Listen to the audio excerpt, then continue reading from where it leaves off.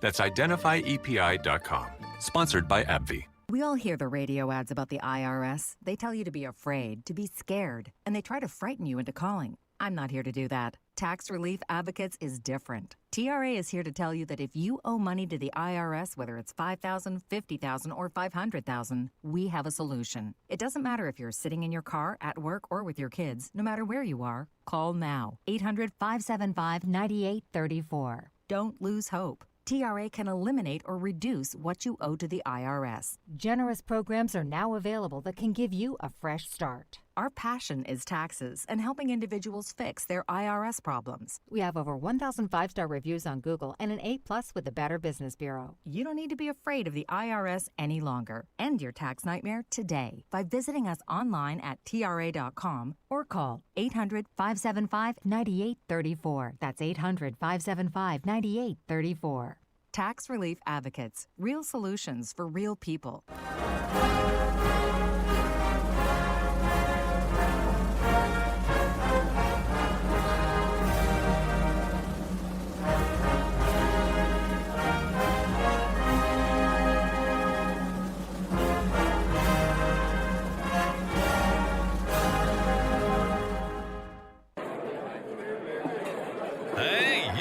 Hey, shh. Calm down. The show is about to start. Reese on the Radio. Turn it up. Turn it up low. Turn it up loud. It's like a dream come true. Turn on your radio. Reese is on the radio. Yo, let's get it. Due to the nature of this program, discretion does not exist. It's Reese on the Radio. Right now on WTIC News Talk 1080. Yeah! What's up? Come on, everybody, get hype.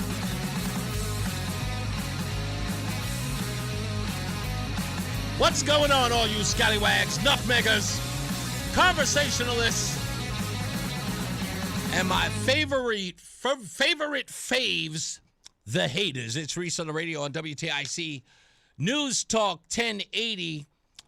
We got Gordon Chang joining the program at 3 o'clock, a little more than an hour, a little less than an hour from now. We'll talk to him about everything China and how China plays a huge role in what's going on in Iran. We'll get to that. Those of you who know. Those of you who don't will learn. Gordon Chang, I'm a big fan of his. When I was given the opportunity to talk to him today, someone sent me a message that said, hey, what do you think of Gordon Chang? Would you like him on your show? I was like, are you kidding me? Reason why I know everything about China is because of Gordon Chang. Foremost expert on the region. So I'm really, really happy. I wish I could have had him sitting right across from here, right here in the studio. But he had to go back to New Jersey. He's on a book tour. He's been on one for a while. Book came out in September of last year, but he's out there working that book. You got to do it. So we'll get him on the phone. Hopefully I'll get to meet with him and talk with him when he's back in Connecticut. We're only, a state or two away if you really think about it. So I'm really, really excited about getting the opportunity to meet him and to talk to him today. So he'll be on the program at 3 o'clock. At 4 o'clock, we will have Democrat gubernatorial candidate Josh Elliott sitting across from me right there. And we'll ask him about some homophobia happening within the Democrat Party. Got to ask him. And, of course, a bunch of other things. How his campaign's doing, whether or not he really expects to gain any ground against the incumbent, that whole stuff. We'll get to all of it. Of course, he'll probably, as everybody else in Connecticut, have something to say about the war in Iran, as they're calling it. We'll talk about that as well. But I got to say something, folks. Yesterday, as my pastor sat across from me, I had to say some relatively cruel things about my ideological rivals, Democrats, liberals, leftists. And I used the word stupid a lot. I don't take it back. Don't get me wrong. I'm just laying out to you the truth. Stupid is what they are. But you know what's really offensive? What's really offensive is they think that you are stupid too. And this one, I got to call out the news media on this one. WFSB. I got to start with them. Because I need you all to indulge me a little bit. Hear me out. I'm going to play a news report. And for the sake of making my point, I'm going to have to repeat the piece at least 3 times for you to get my point. I don't want you to miss it. On the radio, you can be listening in passing and you might miss it. My homies know. They are at home and they are sitting there listening intently. Those are my drivers, my roadies. They're in the truck. They're in the car. They're doing their deliveries, so they're listening intently. They won't miss it. But those of you who are listening in passing, I have to play it 3 times for you. So this is from WFSB. Yesterday, there was a ribbon cutting that involved Representative John Larson, Senator Richard Blumenthal, and Senator Christopher Murphy, or as I like to refer to him, Christoph Murphy. And that report went like this. Now, again, I'm prefacing. I have to play it 3 times for you. First, just so you can hear it, it went, oh, my bad, sorry. It went just like this. We head to Hartford now, where a new federal courthouse is one step closer to construction. The new U.S. District Courthouse will be on Allen Street. It will eventually replace the capital city's current federal courthouse. This comes after lawmakers negotiate a project labor agreement for $395 million. By working with a local union, people living in Connecticut will have the chance to work on the massive project, which will put money back into the state's economy. Crews are expected to break ground on this in the summer of 2027. Now, listening to that report, you are probably saying to yourself, okay, Reese, what's the big deal? There is a big deal here, folks. Now, let me explain to you while I play it the second time why it's important. You will notice that the reporter never mentions the name of the federal building.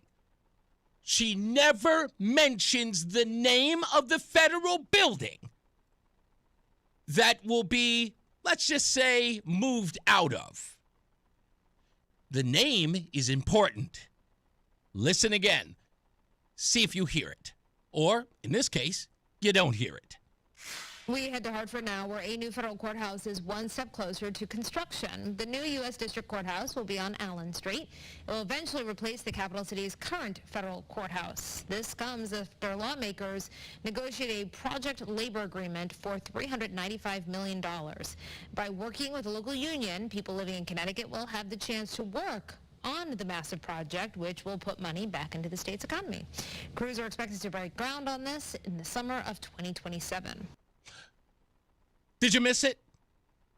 She never mentions that it is the Rubakoff Federal Building. That is the building she's talking about. Because if you're watching the video, you can see that it is the Albert Rubakoff Federal Building. Ladies and gentlemen, anyone here knows what that building houses? Anyone? Who? What is it? Is it where ICE operates? Yes. Yes, it is. And again, these lawmakers, Larson, Blumenthal, and Murphy, are seen standing around cutting ribbons for a new federal facility that will house, or if not transfer, from 300 to 500 illegals a month. In essence, they are bragging about a $345 million project for a new ICE facility. Third time, it's a charm. Here it is again. We head to Hartford now, where a new federal courthouse is one step closer to construction. The new U.S. District Courthouse will be on Allen Street. It will eventually replace the capital city's current federal courthouse. This comes after lawmakers negotiate a project labor agreement for $395 million. By working with a local union, people living in Connecticut will have the chance to work on the massive project, which will put money back into the state's economy. Crews are expected to break ground on this in the summer of 2027. Yesterday, Representative Larson with Blumenthal and Murphy announced the shiny new landmark deal, a mandatory project labor agreement locking in union-only jobs for the $345 million federal courthouse going up on Allen Street. It is going to help out the outdated Ribicoff Federal Building court functions. The $281,000 square feet with 11 courtrooms, secure sally ports, dedicated elevators, and holding cells specifically engineered to handle 300 to 500 ICE detainees every single month. John Larson, who cut the ribbon on this deal, you might remember, was shouting this on the news. This is not Germany. That's the SS and the Gestapo. This is the United States of America. Unmask yourselves. So, while making national headlines for calling ICE agents the Gestapo, John Larson is now doing ribbon cutting and promoting a new ICE facility? Are we too stupid to recognize the doublespeak here? The fact that the three men who very well are voting against any more DHS funding, who each want Kristi Noem to be fired if not impeached, who say that they're going after family members, our community, our neighbors. Chris Murphy, remember when he told us, you're less likely to be attacked by a person who came into the country than natural-born citizens. Shows up at a ribbon cutting for a new building that's going to house more illegals for prosecution? Are we supposed to have missed that? Well, that's why I said about the news media, why would you miss that important point? There were people outside that building a little more than a month ago screaming, F ICE and get the ICE out. And now the same representatives, remember we had Matt Lesser who went there to go see people exercising their civil rights to go out there and fight against ICE agents that are, again, acting like Nazis. You had Mayor Arunin in full investigation mode talking about a hit and run that never happened. I understand he's at the event, too, celebrating the $345 million going into the new ICE facility. Now, I know you're probably saying to yourself, you lefties, you're going, Reese, what are you complaining about? What am I complaining about? Why aren't you complaining? Isn't this hypocritical? They're celebrating $345 million worth of union money to build another facility on Allen Street to house the same people that these folks would usually set free. The ones that they have been running around screaming they don't want ICE in their state, but they're helping them build a new building? We're talking about 11 courtrooms. They're talking about secure sally ports, dedicated elevators, and holding cells, specifically engineered, by the way, specifically engineered to house 350 to 500 ICE detainees every single month. Nobody seems to think that's odd. No one seems to think, or at least waking up to make people go, you mean to tell me these guys are just performing? That they don't truly stand by this whole ICE out campaign? And again, the news media not even mentioning that the old federal courthouse is the one that they're replacing it with something new. I mean, if you ask the folks who were there, they wanted that building condemned. If you ask the protesters in and around Connecticut, you would think they want that building used for something greater, like public housing or housing the homeless.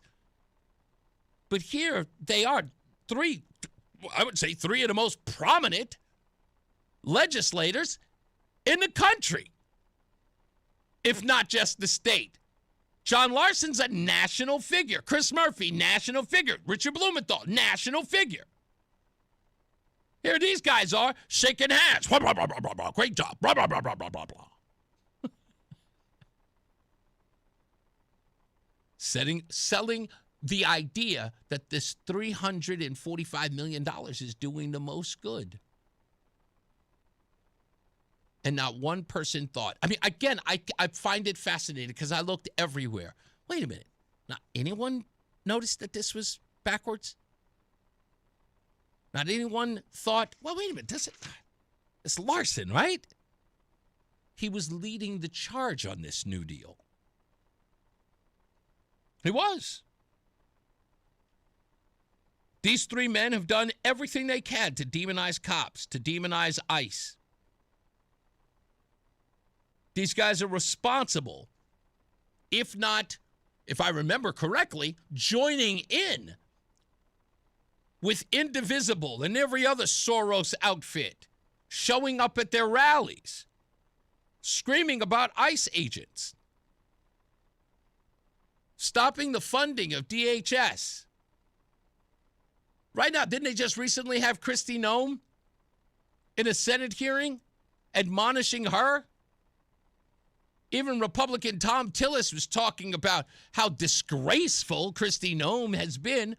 What's all of this for?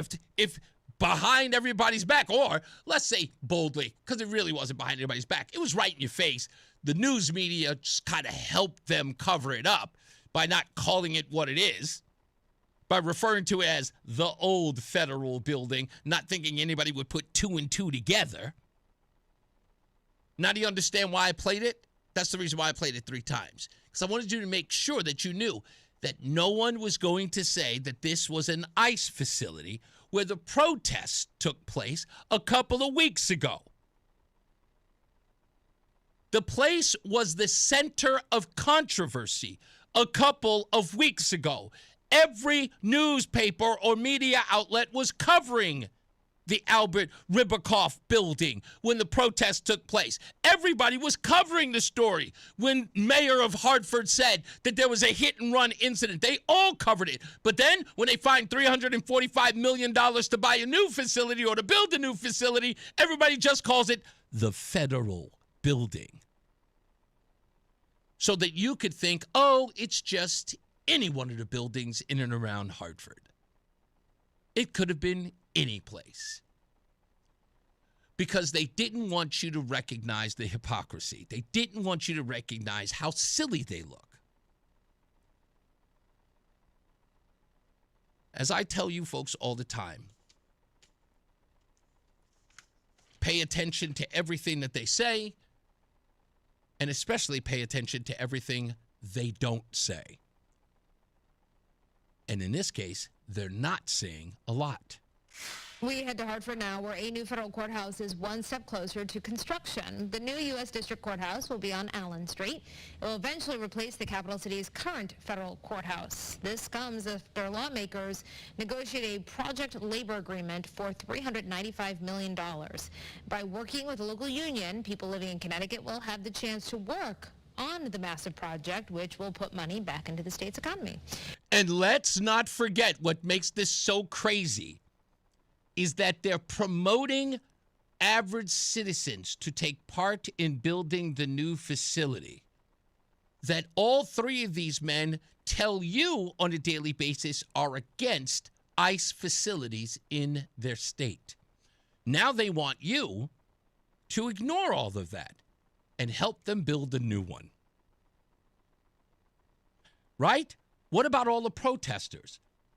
What about all of their constituents who they stand with at protest across the country, if not across the state, who they scream and holler that ICE is this Gestapo? From 1 minute of get ICE out to help us build new ICE facilities. This is not Germany. That's the SS and the Gestapo. This is the United States of America. Unmask yourselves. Yes, unmask yourself so you can build the new facility. I can't believe no one caught this. We'll be back. More news, more views when we return. It's Reese on the Radio. This health fact brought to you by ProHealth Physicians.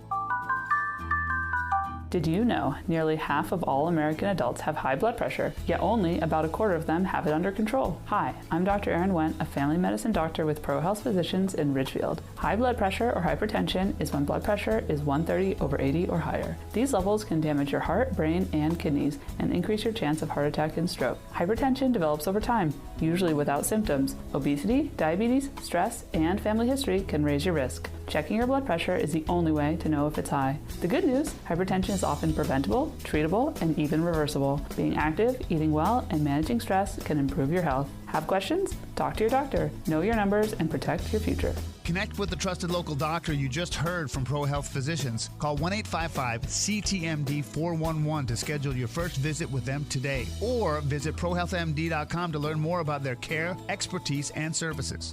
Follow WTIC News Talk 1080. Don't miss out on important updates in Connecticut. From breaking need-to-know news, weather alerts, and more. Follow WTIC News Talk 1080 on the Odyssey app now. If you owe back taxes, listen carefully to rule number 1. Never go up against the IRS alone. They're cracking down, freezing bank accounts, garnishing paychecks, canceling passports. Even your home or business could be at risk. But here's what they don't tell you. The IRS has powerful tax relief programs that could save you thousands if you qualify. That's why smart people call Optima Tax Relief, America's #1 tax resolution firm. Nobody knows these programs like the experts at Optima. Their team of tax attorneys and licensed professionals have resolved over $2 billion in tax debt for people just like you. The IRS is not stopping, so don't wait and don't take them on alone. For tax help you need, for tax help you can trust, call Optima today for a free consultation. Call 800-354-2840. 800-354-2840. 800-354-2840. Optima Tax Relief. Some restrictions apply. For complete details, please visit OptimaTaxRelief.com. And now, a WTIC News Update. 30 degrees with light snow at 2:30. I'm Dave Mager, WTIC 1080 News. Israel stepped up airstrikes on Iranian missile launchers as the U.S. continues to pound the capital. Fresh explosions rocked Tehran with hundreds of fighter jets in the skies over Iran's capital city, as the U.S. and Israel warned the heaviest strikes are yet to come. The Iranian Red Crescent says almost 800 people have been killed there. Iran is retaliating against Israel and other Middle East countries, disrupting energy supplies and travel. President Trump contradicting Secretary of State Rubio and U.S. intel. Rubio said Israel was going to strike Iran, so the U.S. had to strike preemptively. The intel said there was no imminent attack by Iran, but Trump says he's of the opinion Iran was going to attack first. The president says it had to be done. It was my opinion that they were going to attack first. The president says Iran's top leadership has been taken out. But now what? The worst case would be we do this and then somebody takes over who's as bad as the previous person, right? That could happen. Linda Kenyon, CBS News, the White House. Still, Trump said in that same appearance someone from within the regime might be best to take power. Wall Street is hurting. The Dow was down 1,200 earlier. Crude oil is up about 5% today. CBS Money Watch correspondent Kelly O'Grady says that's behind the downturn. When you see oil continue to go up rather than just a little bit of a spike and stabilize, that's when investors start to worry about inflation. The Dow down 378 now. S&P is down 62 and the NASDAQ is minus 232. Governor Lamont issues a veto of $3.8 million in Democratic budget earmarks. It sets up a clash within the party over spending reform. The vetoes include $750,000 for the Capital Region Education Council, where Democratic State Senator Doug McCrory is employed. Also vetoed $2.5 million for an outdoor recreation program in Hartford. WTIC News Time is 2:32. Want to tell you about a crash out there in Southington. There's a crash on 84 West between exits 27 and 29. The right and center lanes are closed. That's in Southington, 84 West. And we check the WTIC forecast. Snow mixing with sleet and freezing rain at times the rest of this afternoon, keeping untreated surfaces slippery. Snow and sleet accumulating and covering to an inch or so. High right at the freezing mark, 32. Rain freezing on some surfaces this evening. Spotty freezing drizzle overnight. Watch for icy spots, low 30. Clouds breaking for some sunshine tomorrow. Warmer tomorrow afternoon, high 52. Cloudy and cooler Thursday with occasional rain, high 43. I'm Bob Larson of the WTIC Weather Center. 30 with light snow. Now sports. ESPN reports the New York Jets have placed the franchise tag on running back Breece Hall. NBA Knicks in Toronto tonight. NHL, the Bruins hosting Pittsburgh. For more, check out WTIC.com. I'm Dave Maker, WTIC 1080 News. Every sandwich has bread, every burger has a bun, but these warm, golden, smooth steam buns, these are special, reserved for the very best. The Filet-O-Fish, and you can have them too. It's Filet-O-Fish season. Get 2 for $6, or 2 10-piece McNuggets for $6, or mix and match. Limited time only. Price and participation may vary. Cannot be combined with any other offer. Single item at regular price.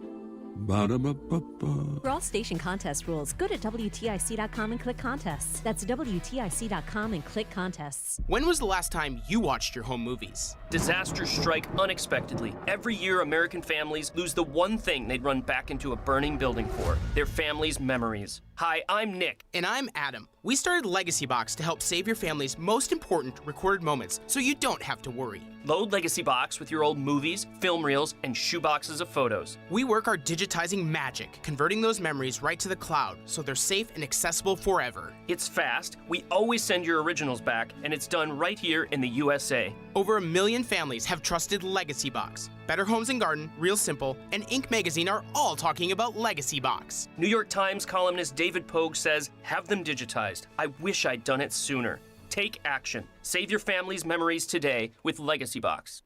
Go to legacybox.com/value to get an incredible 50% off your Legacy Box. That's legacybox.com/value for 50% off while supplies last. legacybox.com/value.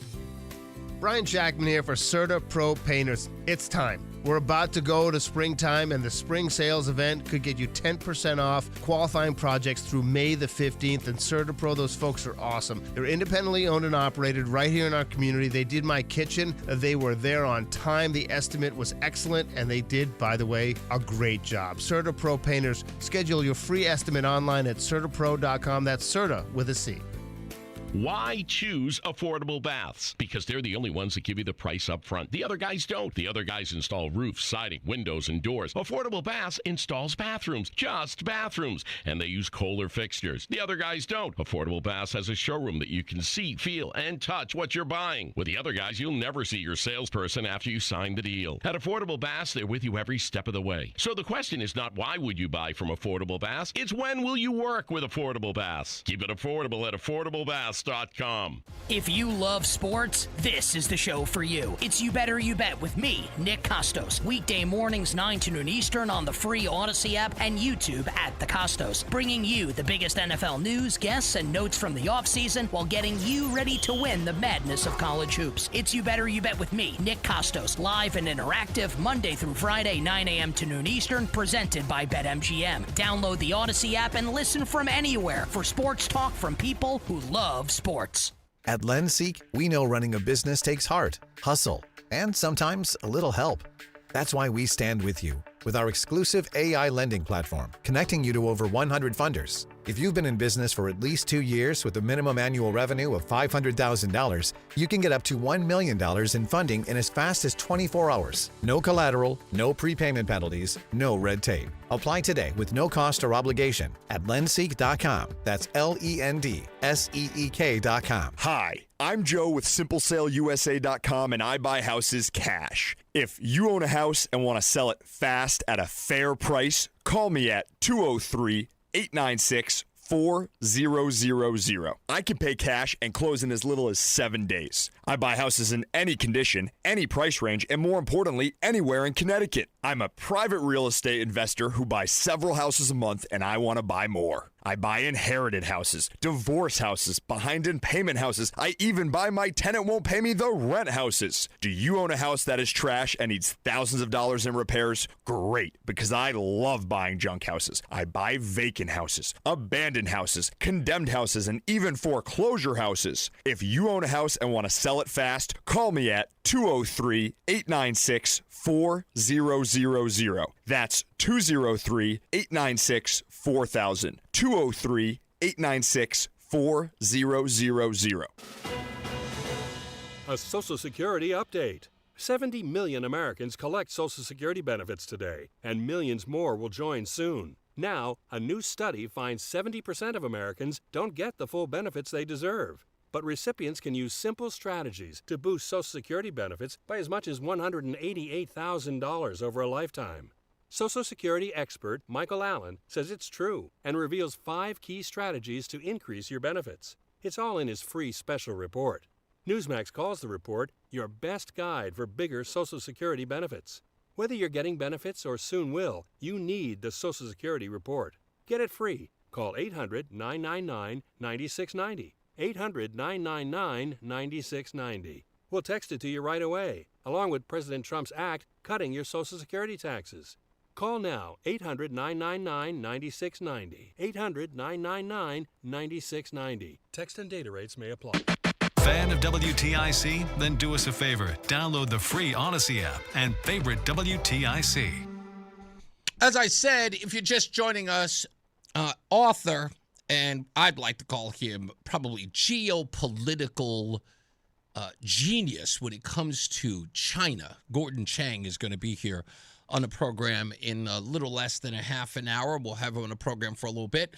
We'll talk to him about there was an article in the New York Post that I want to ask him about. I hope you got a chance to read it.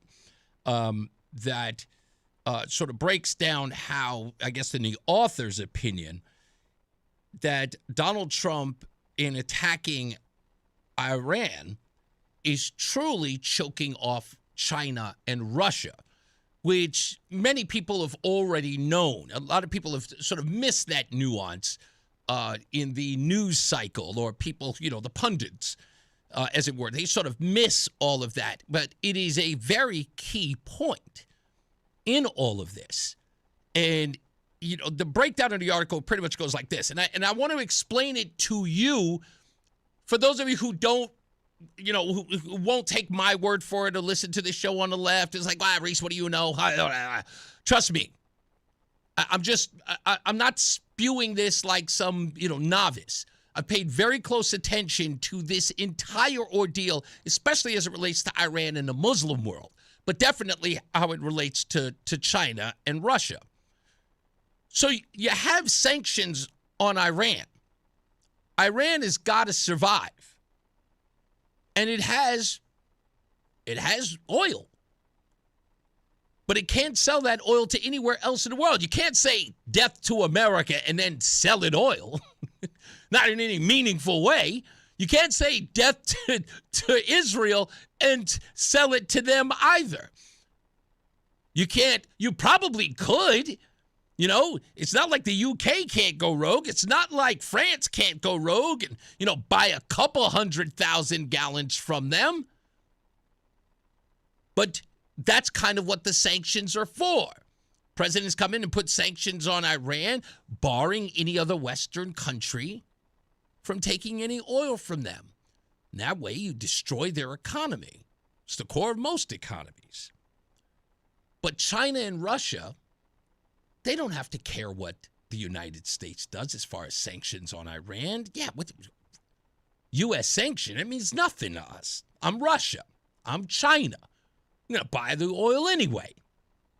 And the beauty of it is that China and Russia have negotiation power over Iran. You know, no one else is buying the oil from you. You know, what's the going rate? $60? You know what? Since you're not making any money, I'll buy it for $30. Because it's cheap. And Iran is like, whatever, listen, we have people to bomb, scores to settle. Sure, buy our oil. That's the whole thing. What, how many, you have $5? We'll take $5. We have scores to settle. We're funding all the terrorism across the country, across the world. $6. We'll take $6. We have a plan. So, of course, China is like, hey, we'll make them our primary source. Nobody's going to touch them because we're in bed with them. Russia's in bed with them. And they give that sort of, let's just say, aura of unity. Remember BRICS? That was a big deal a couple of years ago. Remember, no one could stop talking about it on this program. BRICS, BRICS, BRICS, BRICS. Now what happened? BRICS have fallen. Right? Russia, China, Iran. Donald Trump comes in and starts bombing the place, and China's just, sending really strong worded letters. Yeah, man, that's messed up what you did to Iran. You want some? I never said all that. Russia can't say anything. Russia's getting his butt handed to him by Ukraine. I mean, shouldn't that war have been over already with the might that Russia, I'm putting my fingers up in quotations, with all the Russian might, they're a superpower. They're getting beaten up by it's a David and Goliath story. And Ukraine was just handing them a couple of missiles, sure enough. I mean, they're running out of fighters. Russia still can't sustain it. Sure, they've made some grounds, but Ukraine is still standing on its own. So what does Russia do? They send out a strongly worded letter about Iran. But what do you think that's about? What do you think that's about? You're cutting off our cheap oil. The thing that we need to fund all of this nonsense. Russia's got to be able to, they got to be able to secure at least some semblance of an economy. And buying cheap oil from Iran was perfect for them. Same thing with China. Donald Trump has cut that off. But it's so much more than that. And we'll talk to Gordon Chang about that as well.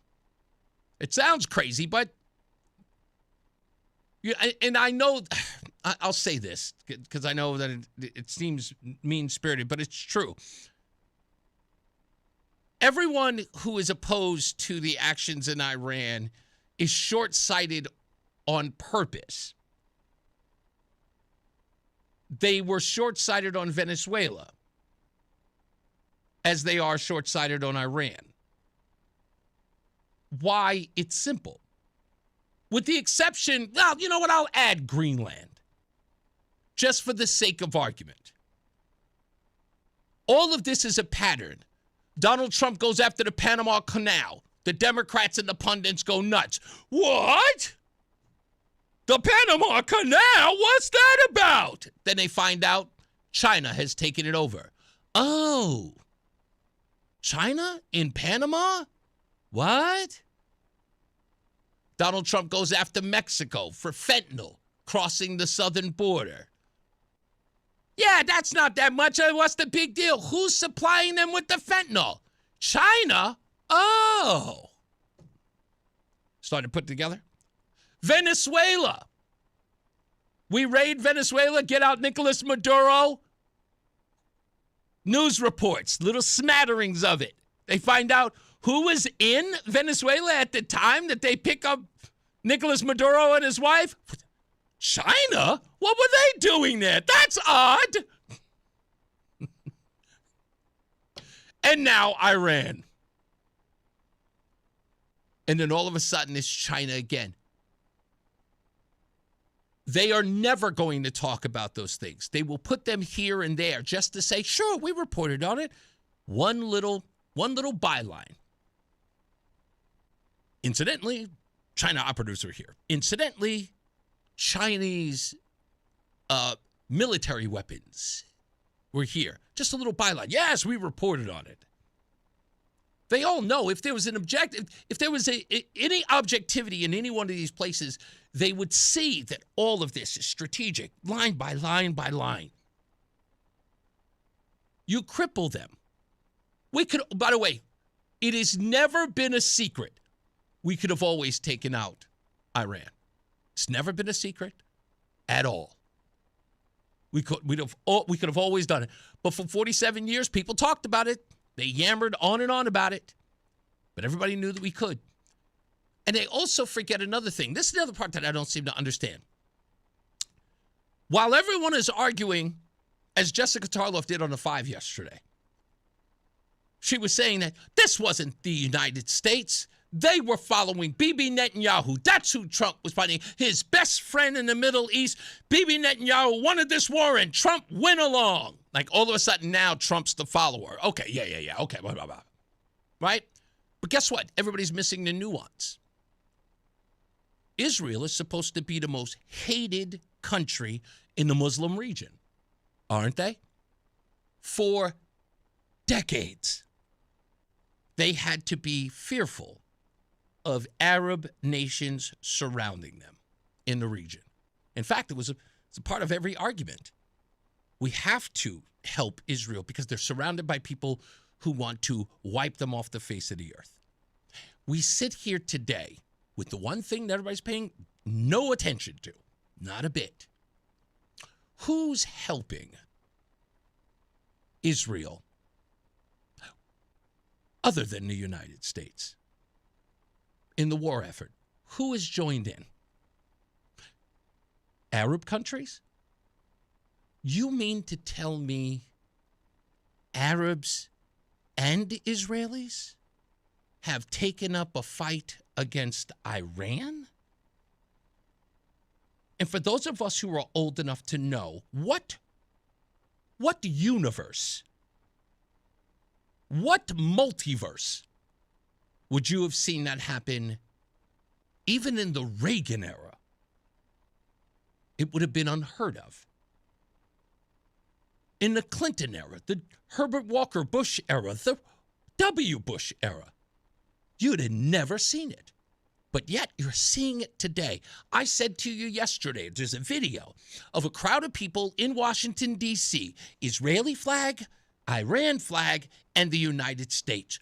Name a multiverse. Name a universal timeline where you ever saw that happening. But here we are. And you're going to expect the rest of us to look at that and go, yeah, I want it the other way. I liked it better when the Ayatollah was oppressing 90 million people. And Muslims in the Muslim world could not stand Israel. And every day they had to protect themselves with the Iron Dome. And Tel Aviv and Haifa and Jerusalem had to be bombed every day. I'd rather go back to that. Please try to convince me. Trace, but just try. I'm here. I dare any one of you. We have an opportunity to do something not just historic, but just like universe changing. Could never be done. Ask anyone before Friday. No one believed it. Now, there's hope. No one even had that before Friday. Let's take a break. We'll be back. It's Reese on the Radio. Time now for today's Spotlight on Money, sponsored by Wesley Financial. Your kids need to know artificial intelligence in order to be prepared for the working world. This is going to be a very, very common thing they're going to have to use when they enter the workforce, so it's beneficial to them to know how to use it. It can also be used to cheat on their homework in the here and now. He says it's up to parents and educators to make sure students know how to use AI the right way. We work with them and let them know what the guardrails are on how you should use it, how you shouldn't use it. I'm Rob Hart. My name is Whitney Allen, and I'm a widow. My husband, Ryan, died. We never thought we'd ever have to use life insurance, but the unexpected happened. With Ethos, signing up was fast and 100% online. You can get a quote in seconds, apply in minutes, and get same-day coverage. No medical exams, and you can get up to $3 million worth of coverage. I'm grateful we were prepared. Get your free quote at ethos.com/radio. That's ethos.com/radio. Paid spokesperson. Time spent on application may vary. Online health questions required. Attention. Have you racked up $10,000 or more in credit card debt? Are you barely getting by making minimum payments? With credit card debt reaching all-time highs, National Debt Relief is notifying consumers about significant debt relief options currently being made available to help those with overwhelming credit card debt. These options may reduce a large portion of credit card debt for those who qualify. You don't need to declare bankruptcy or take out a consolidation loan, and you may only have to pay back a fraction of what you owe, even if you have bad credit. National Debt Relief has already reduced the credit card debt for more than 550,000 consumers, so don't wait. If you owe $10,000, $20,000, or even $100,000 in credit card debt, you can now take advantage of this financial debt relief as the cost of living continues to skyrocket. To check what debt reduction you may qualify for, call 800-894-7722. That's 800-894-7722.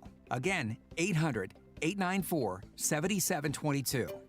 Finding great candidates to hire can be like, well, trying to find a needle in a haystack. Sure, you can post your job to some job board, but then all you can do is hope the right person comes along. Which is why you should try ZipRecruiter for free at ZipRecruiter.com/free. ZipRecruiter doesn't depend on candidates finding you. It finds them for you. Its powerful technology identifies people with the right experience and actively invites them to apply to your job. You get qualified candidates fast. So while other companies might deliver a lot of hay, ZipRecruiter finds you what you're looking for. The needle in the haystack. See why 4 out of 5 employers who post a job on ZipRecruiter get a quality candidate within the first day. ZipRecruiter, the smartest way to hire. And right now, you can try ZipRecruiter for free. That's right, free at ZipRecruiter.com/free. That's ZipRecruiter.com/free. ZipRecruiter.com/free. ZipRecruiter. It's Reese on the Radio on News Talk 1080 WTIC. All right, make sure you join us. We will be back in a little bit, and at the top of the hour, we will have Gordon Chang here to talk about his new book. Came out in September, and of course, all of the events as they take place in Iran. We'll see if we can get him to play a little Kreskin with us and see what he believes may be the turnaround on this war, on this military action in Iran. There's a whole bunch of people talking about, like, how long is this going to be? Is this going to be a forever war again? And a lot of it, people don't believe that it's going to be a forever war. This is an opportunity to frighten people into that. It's like, oh, you're just going to start a war. It's going to be forever. And then when it's over, it's over. Remember, folks, we were at war with Venezuela. Remember that? Remember that? Weren't we? That's what everybody said. Just go to every one of the usual suspects, the people that you know, go back to their pages back when Venezuela happened and watch them as they wrote, we're at war. I thought he didn't like going to war. We're not at war. Right? It should be going on right now. Venezuela, troops on the ground. We should see a military theater. CNN should be out there. We're live. No. Nothing. We were in a war. Why would you trust these people? I never do. I spoke to my ex-wife today. It was the first thing she said to me. She goes, tell me what am I supposed to think about this Iran thing? I'm not kidding you, folks. I get this all the time. People, I don't say it to brag, but I appreciate it. She was like, okay, you got to tell me about this Iran thing. I'm like, no, we're good. She's like, what do you think is going on? Explain to her what's going on. She was like, okay, then I won't worry. I was like, what are you waiting on me to tell you whether or not to worry? She goes, you're the only person I trust in this thing. I don't want to be some guru, if you will. The people that I trust and the people that I talk to, I don't drop names. I told you that. I knew the president was going to war last weekend, and we had Rob in here, Rob Vidaro, when he was sitting here as we were closing out his interview. I said to him as he was walking out, he goes, what do you think's going to happen? I was like, we're going to war on Saturday. He was like, you think? I was like, yeah, trust me, it's happening tomorrow. He'll tell you. Vidaro listens to the show. He'll tell you. It's exactly what I told him. I said, yeah, it's happening on Saturday. Sure enough, so I woke up at 5 o'clock in the morning. I was watching the president's speech. I said, yeah, I knew. So there's nothing to flip out about. It's going to be all right. It's going to be all right. Do you want? I'll put it this way, and I think this is the best way for you to understand it. Okay. With the exception of Iran's nuclear capability that you heard about for years, a decade or so now, what do you know about Iran's military capability? That's a simple question. And you don't have to be fake because you're not saying it in front of me. You're just thinking about it. Other than its nuclear capability, it's enriched uranium. Militarily, what do you think of Iran? Superpower? Do you think that they have a military? Now, the arsenal ballistic missiles notwithstanding, incredible amount. But that is exhaustible. At this point, with this campaign, it'll take a couple of weeks and they're all out. As soon as we find out where all the strategic positions are, what are we going to do? Just going to take those out, and then what? Will there be some ground troops? Very well could be. Will there be American casualties? Very well could be. But think about it. Have you ever once thought in your mind that that military force was any challenge to the United States military? China's an argument, but Iran, ask yourself. And we know China has not put any boots on the ground, and we know that Russia has not because they've got their hands full. So the question remains, what do you think when it comes to Iran and the United States if there are boots on the ground? You think we're overwhelmed? Seriously? And then ask yourself, what's your concern? Like long term. I would be stunned if this took a year. But again, don't take my word for it. We have the expert here. He's actually on the line. We're going to get to him after the top of the hour. Gordon Chang joins us, and later on we got Josh Elliott, gubernatorial candidate for the Democrat side, joining us at 4 o'clock. So we'll have Gordon Chang, and we'll ask him all the important questions. We'll also talk about his book and a whole bunch of other things. We'll see if we can fit it all in, right, as we get to it. So stand by for that. And, Lori says in the chat room, she says, USA wins. Absolutely. Without a doubt. Says, no one asked when Barry was bombing and using drones on civilians, and no concern with the loss of U.S. ambassador in Benghazi. That's right. Remember, what difference does it make at this point? We hadn't lost a U.S. ambassador in 28 years before Benghazi. Those 13 hours, as the film so brilliantly illustrates. By the way, one of my favorite movies. I didn't think I'd like that movie as much as I did. I love that movie. You have to think about it. Oh, gosh, top of the hour. Here's Dave Mager. He's in the WTIC newsroom. We'll be back. This is WTIC News Talk 1080 with Brian and Company in the morning, Reese on the radio in the afternoon, and news around the clock. WTIC and WTIC FM HD2 Hartford and Odyssey Station. 30 degrees with some light snow at 3. I'm Dave Mager, WTIC 1080 News. Light snow, then sleet and rain this afternoon, a high around freezing. Some freezing rain tonight with a low around 30. Wall Street hurting today, 3 days after the U.S. and Israel attacked Iran. The Dow was down 1,200 earlier. Right now, the Dow down about 300. S&P dropping 56. The NASDAQ is minus 208. Crude oil prices are up about 5%, and gas prices rose about 11 cents since yesterday to a national average $3.11 per gallon. That's according to AAA. U.S. intelligence said there was no imminent attack expected from Iran before the war started. President Trump disagrees. He says it's his opinion that the U.S. had to attack first. They were going to attack. If we didn't do it, they were going to attack first. I felt strongly about that. The president speaking at the White House saying big-scale attacks are on the way. Is it a regime change war? Secretary of Defense Pete Hegseth said no yesterday, but the president has encouraged the Iranian people to rise up and take over. The AP's Josh Boak. Trump has been suggesting for several weeks that the Iranian protests were in the right and that the regime needed to change. What seems unique in this moment is that the president is indicating that he is supportive of that change, but we don't know to what degree the U.S. government is engaged with the Iranian opposition and what support would be provided other than the aerial bombardment. Trump also said today that someone from within the regime might be the best choice to take power. The Iranian Red Crescent says airstrikes have killed almost 800 people there since the weekend. Iran struck the U.S. embassy in the capital of Saudi Arabia with drones. Part of the roof collapsed, but there are no reported injuries. And the State Department has told Americans in the Middle East to leave the region, but airports are closed.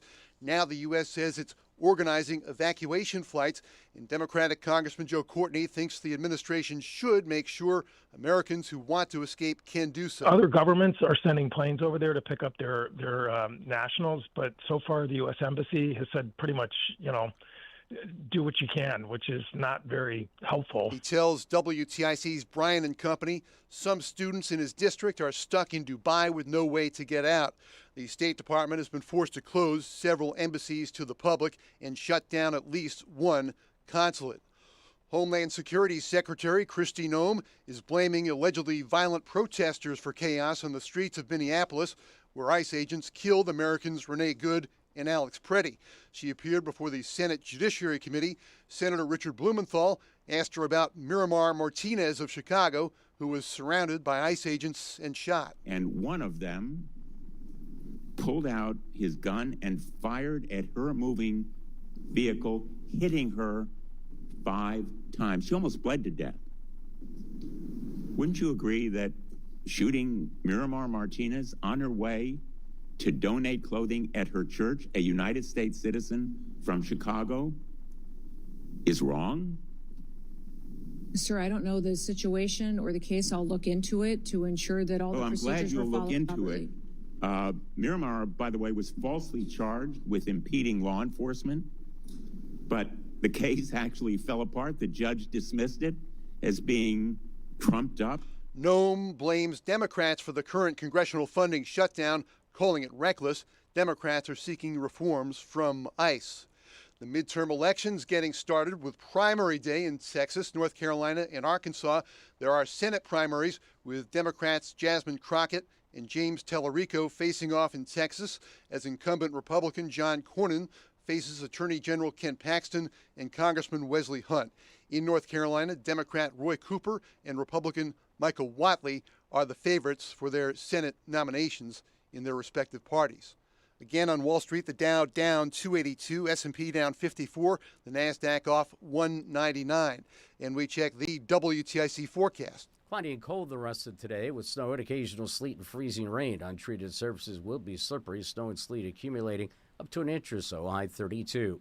Areas of freezing rain this evening, just spotty freezing drizzle overnight. Continue to watch for icy spots, low 30. Clouds and a little sun tomorrow, warmer than today, high 52. Cloudy and cooler Thursday, occasional rain, high 43. I'm meteorologist Bob Larson of the WTIC Weather Center. 30 with some light snow now. In sports, ESPN reporting the Jets have placed the franchise tag on running back Breece Hall. NBA Knicks in Toronto tonight. NHL, the Bruins hosting the Penguins. For more, check out WTIC.com. I'm Dave Maker. WTIC 1080 News. UConn's Silas Demery Jr. and Braylon Mullins know winning takes trust, hustle, and the right team. I work both ends of the court. That's the only way to win. And when the pressure's on, I trust my team on the court and in life. That's why they trust BPS lawyers, handling personal injury, family law, and more. I'm Nick Payne-Darris. At BPS Lawyers, we're one full-service firm. All your legal needs, always. BPS Lawyers, your lawyers for life. Put those shovels away because spring is finally upon us. Hi, Dave Berger from Modern Plumbing Supply. Everyone knows that spring is the time for rebirth, renewal, and new beginnings. So what better way to welcome in spring than to give your old bathroom and kitchen a fresh start, a new beginning? Visit Modern Plumbing Showroom today on the Berlin Turnpike in Berlin. See the latest trends, colors, and styles, and spring into a rebirth for your kitchen and bath. Great design with you in mind. Modern Plumbing Supply. There are many reasons to hire Morgan & Morgan for your injury case. Here's reason 17. In today's new world, many law firms have had money injected into their firms by Wall Street, private equity, and other lenders. This money usually comes in at very, very high interest rates. It's one of the reasons you see so many lawyers advertising. I'm John Morgan. This money is expensive and the interest compounds quickly. These law firms can have a huge need for cash just to pay that debt. Why does it matter to you? My fear is your case is settled early and for far less than it's worth, just to service the loan that has mafia-like rates. Our financial strength is your advantage. That plus our reputation makes our firm your firm. Visit forthepeople.com to see our results and verdicts. Morgan & Morgan, forthepeople.com. Injured? Dial pound law. Nicholas Russo, 157 Church Street, New Haven, 06510. Reese on the radio, making sense of the news. Yeah, even when it makes no sense at all. Now on WTIC, News Talk 1080. All right, we are back, and with no further ado, let's get to the man of this hour, Mr. Gordon Chang. Let me first say to you, sir, that I'm a huge fan of you. I have been watching you on cable news for the better part of 10, maybe 15 years, and I wouldn't know a thing about China geopolitically without your tutelage. So I am very honored for you to be on this show. Sir? Is he not there? Okay, maybe he... Oh, there he is. There he is. I was worried about that. Did you hear any of what I just said? I did, and I am just so honored to be on your show, and thank you so much for those kind words. No problem. Absolutely no problem. You, listen, when I say I wish I had way more time with you because I want to ask you so many questions about China, things that just interest me about China. That, you know, I've long talked about here on the program and abroad and things like that. But, of course, I want to get into the most important issue today is, of course, these actions, this theater in Iran. And as you have pointed out everywhere of how important this is into putting a chokehold on China. Do you see it the way that I do, that this is so 3D chess on the part of Trump that in attacking Iran does sort of three things, has a three-pronged sort of approach. It stops Iran and it stops its nuclear proliferation and its attack on the Western world, at the same time putting a chokehold on Russia and China? Yeah, that's absolutely what's going on. You know, Xi Jinping, who reveres Mao Zedong, I think has been taking a couple pages out of his Heroes Peasant Movement playbook. And one of them is called Encircling the Cities from the Countryside. Mao in 1949 prevailed over Chiang Kai-shek's nationalists by doing exactly that, by strangling the cities. Xi Jinping has been doing that to the United States for a better part of a decade. Yeah. And now I think President Trump has said, look, I've had enough of that. I'm going to do the same thing to the Chinese that the Chinese are doing to us. So you see Trump go after Venezuela, after Cuba, now Iran. Those are important Chinese. Let's not forget the Panama Canal, because people thought that was pointless, but Panama Canal was another one. That I was just about to say that. You took the words right out of my mouth, Reese. So, this is, you know, and removing China from those two ports at both ends of the canal zone. And we're not done yet with Panama, because there's a lot of other Chinese projects in the canal zone and throughout the country. But the point is, Trump is going after China in these really important choke points. And the Chinese, I think, are apoplectic because they can't really do anything about what Trump is saying and doing. They talk big, but when it comes to it, Trump is determined and he gets what he wants. And this is really good news for the United States. I couldn't agree more. why do you think that there are so many people who are missing? This isn't nuance. This is really the strategy, right? It's because, as I was saying earlier before you got on the line, it was, China and Russia have used Iran not as a superpower, but a place to get cheap oil to fund everything that they're doing anywhere across the globe, right? So it's not like, people always talked about BRICS, but in the grand scheme of things, when it came to BRICS, China and Russia were the big dogs here. Everyone else was sort of kind of like the lapdogs to those two superpowers because they were utilized for things like enrichment of minerals, oil, and anything of the sorts. In essence, they really had no power outside of Russia and China. Yeah, and Iran could not have afforded to attack Israel on October 7th, 2023, without across-the-board Chinese support. Exactly. There were, of course, the commodity purchases. China takes about 90% of Iran's exports of crude, depending on the year. Last year it was 87.2%, according to one calculation. But it's a lot, between 80 and 90%. But there's diplomatic support, propaganda support, weapons support. Iran wouldn't have a nuclear weapons program without Chinese support. That's a Chinese program that has been transplanted to Iran through Pakistan's nuclear proliferation ring. This is really important stuff. So here we got to understand it's not Iran that we're worried about. It's China supporting Iran and making Iran really, really dangerous. Exactly. I mean, because in essence, they know that Iran's ambition is to blow up the world.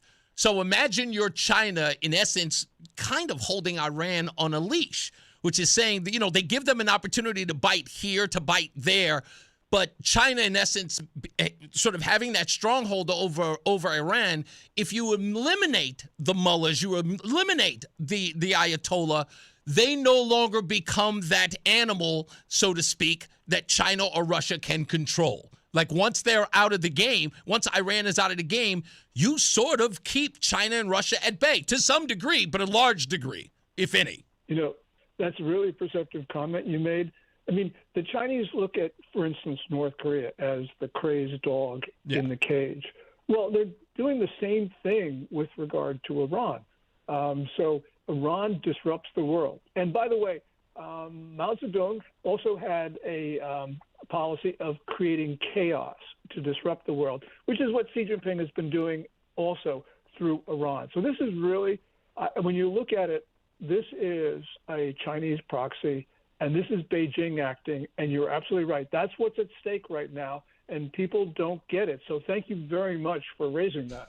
No problem. Hey, listen, like I said a long time ago, Gordon Chang, remember the first time I was ever introduced to you, seeing you on cable news, and you just had this insight that I thought was fascinating. You sort of gave me a window into China, and every time you were on, if I heard you were going to be on TV, I immediately found that place to watch you. I was, in a weird way, I was obsessed with you. But I just, you gave me a window into something I knew less about. But every time I listened to you, I learned more and more and more. That's why I'm always fascinated when you're on. You were on Maria Bartiromo just recently. I was just telling my wife, I was pointing at the TV. I was like, he's going to be on my show today. So I kind of fanboy on you. I'll be honest with you. Big fan of yours. Well, thank you. One of the things that's important right now, because you raised this, is just what do we know about China? Yeah. And because Xi Jinping has been closing the country off, and especially this has been clear since COVID, but even before then, we know less and less about China. I know less and less about China. I'm speculating more than I have in the past. Really? And it's uncomfortable. But right now, that's all we can do because Xi Jinping is determined that we know less about the Chinese country, the Chinese state, and the state of the Chinese people. Right. Well, the only time we really know about them is when they act outside of their own realm in areas like Venezuela, in areas like Iran. When we start to see them get a foothold in the West, that's when we pay attention or they show their hand. And in many ways, geopolitically, the United States has ignored how they have infiltrated places on the West. I mean, especially the way in which it's infiltrated Africa. People have forgotten about or don't even pay much attention to the foothold that they've gotten in Africa in I guess in cobalt mining, in so many other, in the labor field. I mean, they're using money in order to take over regions when they can't pay them back. People don't even pay attention to that stuff. Yeah, and you're absolutely right about that. I mean, throughout the entire continent, both above and below the Sahara, China has been very active in infiltrating countries. And, in North Africa, for instance, they've been fueling these insurgencies that now look like wars. So that's China's foreign policy of disrupting the world. And because of that, we got tossed out of Niger, our military base, our influence.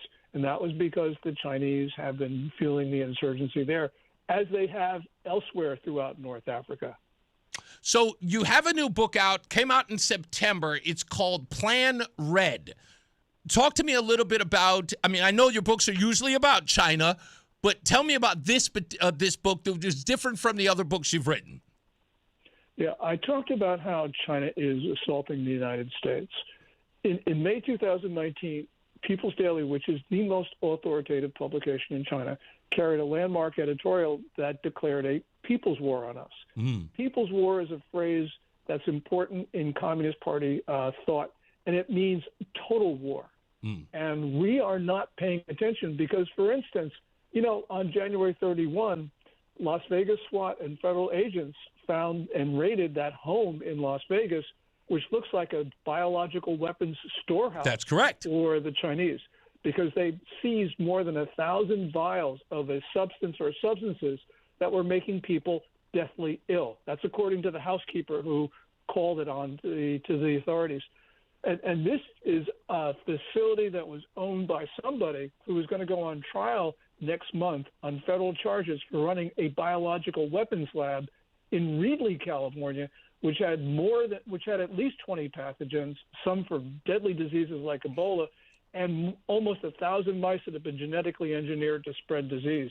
So, Reese, this is like a biological weapons facility on American soil. That means they're planning a mass casualty event.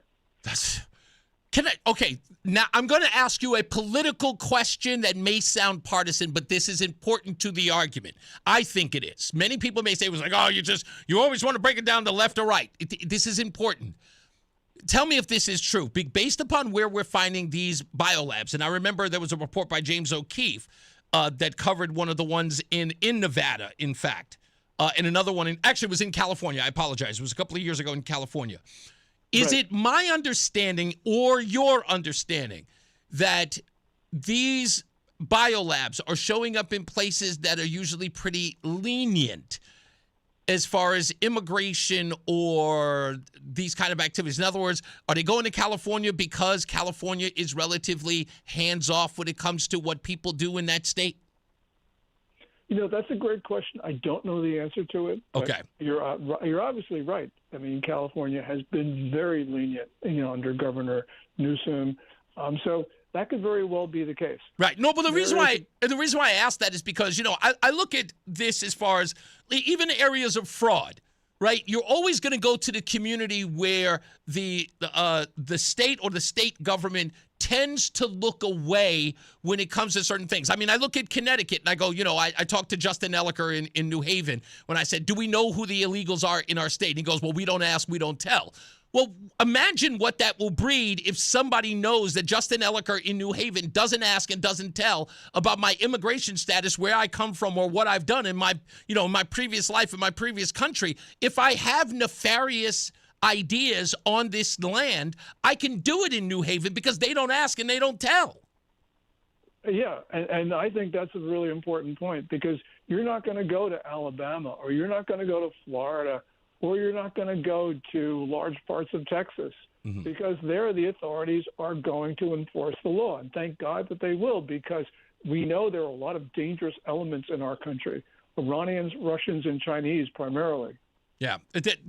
I've seen that so often, and I think the first time I ever thought about it was I learned about, when we all learned about this massive fraud happening in Minnesota, and it was like I found it odd. Sometimes these places always happen in areas that are of large populace and where they are, for lack of a better word, incredibly liberal about, either the welfare state or immigration or about sanctuary. Those are places where terrorists, if you will, go to, probably exact some sort of vengeance on the United States. Because, I always say, like, where do you expect most gun violence to happen? In a gun-free zone, right? So they know no one's got a gun, so it's the perfect place to act out some form of violence. Yeah, that's a really important point because, you go to cities like Chicago with tough gun laws, and you have criminals have guns, citizens don't, and the criminals know that. So you have more deaths. You don't have that in places like Mississippi, for instance. Yeah. Well, Gordon, tell me, you're on a book tour as of yet? I know you were here in Connecticut, and I know you're back in New Jersey. Are you doing a book tour for this book still? No. I was in Connecticut to talk to the Conservative Women's Forum, and that was last Thursday. Okay, because I understand it was a book signing there, so I wasn't sure if you're still on tour. Well, I signed some books, but I was there to give a talk about the things we're just discussing right now because, we didn't know that President Trump was going to hit Iran on Saturday, but I was talking about these agents and these operatives who are in our country because you got a lot of Iranians who actually they were trying to assassinate President Trump. Right. They were trying to assassinate Mike Pompeo after he left office. This was really bad stuff. Yeah. Absolutely. Let me ask you a question just to play a little Kreskin, if you will, on this military action in Iran. Do you predict anything longer than the president's talking about, 4 to 5 weeks, or do you see it shorter? Do you see it longer? Do you think that this will be an extended campaign? I just got word that Saudi Arabia has decided to join in the fight because Iran has crossed the line with its attacks on their homeland. What do you see? 4 weeks, 5 weeks, 6 months? What do you predict, if anything? That's I don't know, but I would say shorter. And the reason is they're going to run out of targets. And the issue is going to be once they stop the bombing, whether the regime elements who are still in place decide to come to the table and talk in a constructive way. We know that the regime did not talk constructively in the run-up to the attack. I mean, they were boasting about how much enriched uranium they had. Yeah. And this was just sort of in your face. Yeah. Yeah, the Trump administration was forced to start to hit them. So. Yeah, I wonder if they thought that when they bragged. When I heard that they bragged about how much enriched uranium they had, sort of thumbing their nose at the face of Steve Witkoff and Jared Kushner, I thought that was saying, it was like, did they not know who they were dealing with? But I guess they kind of had a long history of people doing nothing. So they had the history of Biden and Obama actually releasing money to them. And Biden was even worse because on September 11th, 2023, that deal between Washington and Tehran, Biden gave clemency to 5 Iranian operatives. But I can understand that because we got some people back. Sure. But the point is Biden allowed 3 of those operatives to remain in America at a time when the Iranians were actually trying to assassinate Americans. Yeah. I don't understand that at all. Yeah, it's well, at one point you kind of ask yourself, how crazy are they? But then I go, this is kind of par for the course if you think about it. I just know better. I don't expect these people to have their wits amongst them. So I sort of look at it as, par for the course. Gordon Chang, thank you so much for being a part of the show. If you are ever in Connecticut, please tell your folks that I would love to have you in to just talk to you, just pick your brain. I have so many questions about China that I can't get to today, especially, I'll just give you a hint. George Lucas said something interesting about American films in China. And he talked about a film that he had done. Do you remember that film that George Lucas did called Red Tails? I know the name, but it was about the Tuskegee Airmen. Right. And he talked about how he couldn't get financing in the United States for that movie. He couldn't get a major production company to distribute that movie because most movies are distributed into China after, that's where they make most of their money. Right. George Lucas famously said on The Daily Show that the producers or the distributors would not distribute the film because they couldn't distribute it in China because the lead actors in the film were all African American. Yeah, that is that's the way the Chinese think. Yeah, no, I know. That's why I said I want to pick your brain about that so much. It's a story I've been really trying to sort of. I need to sort of have a back and forth with you when you're in town and when we really get a chance to talk. But thank you so much for spending time with me today. Oh, well, thank you, Reese. I really appreciate it. And stay safe. I will do my best to do that. I've got a wife to take care of and plus all of my money to spend on her. Thank you, Gordon. Thanks a lot. You have a wonderful one. Thanks, sir. Gordon Chang, ladies and gentlemen, right here live on the Reese On The Radio. I'm not going to lie. That was one of my favorite interviews. Nothing against the rest of you. He's kind of like my hero. He is. He just kind of is my hero. And watching him on TV and then knowing that I'm just going to say I'm the luckiest man in the world. Luckiest man in the world. Thank you guys for indulging me in that interview. Now, do you know who he is, Roland? No. I said to Roland and Janine today, I was like, hey, we got Gordon Chang on the program today. They were like, who? I felt like a total nerd. I was like, Roland says, dude, that's your world, man. That's just your world. Well, anyway, I thank him. Let's take a break. We'll be back. More news, more views. Josh Elliott is coming up in about a half an hour. He'll be sitting right there in the studio. We'll talk to him about his campaign for governor against Ned Lamont. It's Reese on the Radio on WTIC News Talk 1080. For years, Gone South has been a podcast about crime in the American South. But for our new season, we're widening the lens.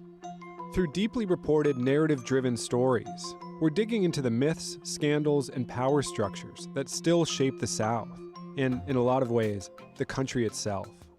Follow and listen to Gone South Season 5, an Odyssey podcast, available now on Apple Podcasts, Spotify, or wherever you get your shows. Hey, John, why so glum? I just got let go. The company's downsizing. This is the third time in the last 2 years. I'm done with this. Have you thought about My Computer Career? I've heard they can train you for a career in IT in just a few months, including cybersecurity and the basics of AI. And you don't need prior training or experience. Now that's a recession-resistant career. Wow, thanks. I'll check them out. Go to mycomputercareer.edu and take the free career evaluation. Mycomputercareer.edu, an Elite CompTIA certification partner. Financial aid is available to those who qualify, including VA benefits. Pizza's here. Oh, great. I'd love some, but I'm worried about my stomach issues. If you're worried about having diarrhea, gas, bloating, stomach pain, or loose, oily stools, it may not just be stomach issues. It could be a condition called exocrine pancreatic insufficiency, or EPI. With EPI, the pancreas doesn't release enough enzymes to break down food, but EPI is manageable. Use the symptom checker on identifyepi.com and talk to your doctor. That's identifyepi.com. Sponsored by AbbVie. Just hearing the word IRS can make people break out in a cold sweat. No one wants to deal with the IRS, and now you don't have to. The good news is Legal Tax Defense has been successfully negotiating with the IRS for more than 15 years. It doesn't matter how much you owe, whether it's $5,000 or $5 million. You deserve the best in the business on your side, and that is Legal Tax Defense. Even if you're working with someone else and just want a second opinion, there is no cost or obligation to call. They can prevent levies, liens, wage garnishments, even file back tax returns. And the best news about Legal Tax Defense is they won't take your case unless they know they will reduce or eliminate your tax debt. Call Legal Tax Defense right now for a free no-risk consultation. 800-323-8922. 800-323-8922. You have nothing to lose but everything to gain. 800-323-8922. And now, a WTIC news update. 30 degrees at 3:30. I'm Dave Mager, WTIC 1080 News. U.S. intel said there was no imminent attack expected from Iran before the war started. President Trump disagrees. He says it's his opinion that Iran was going to attack and the U.S. had to strike first. Democratic Congressman Joe Courtney is hearing from Americans trying to leave the Middle East who can't get out. There's constituents who are over in the Middle East, and particularly a couple students in Dubai, who right now, U.S. citizens are being told to depart now, full caps.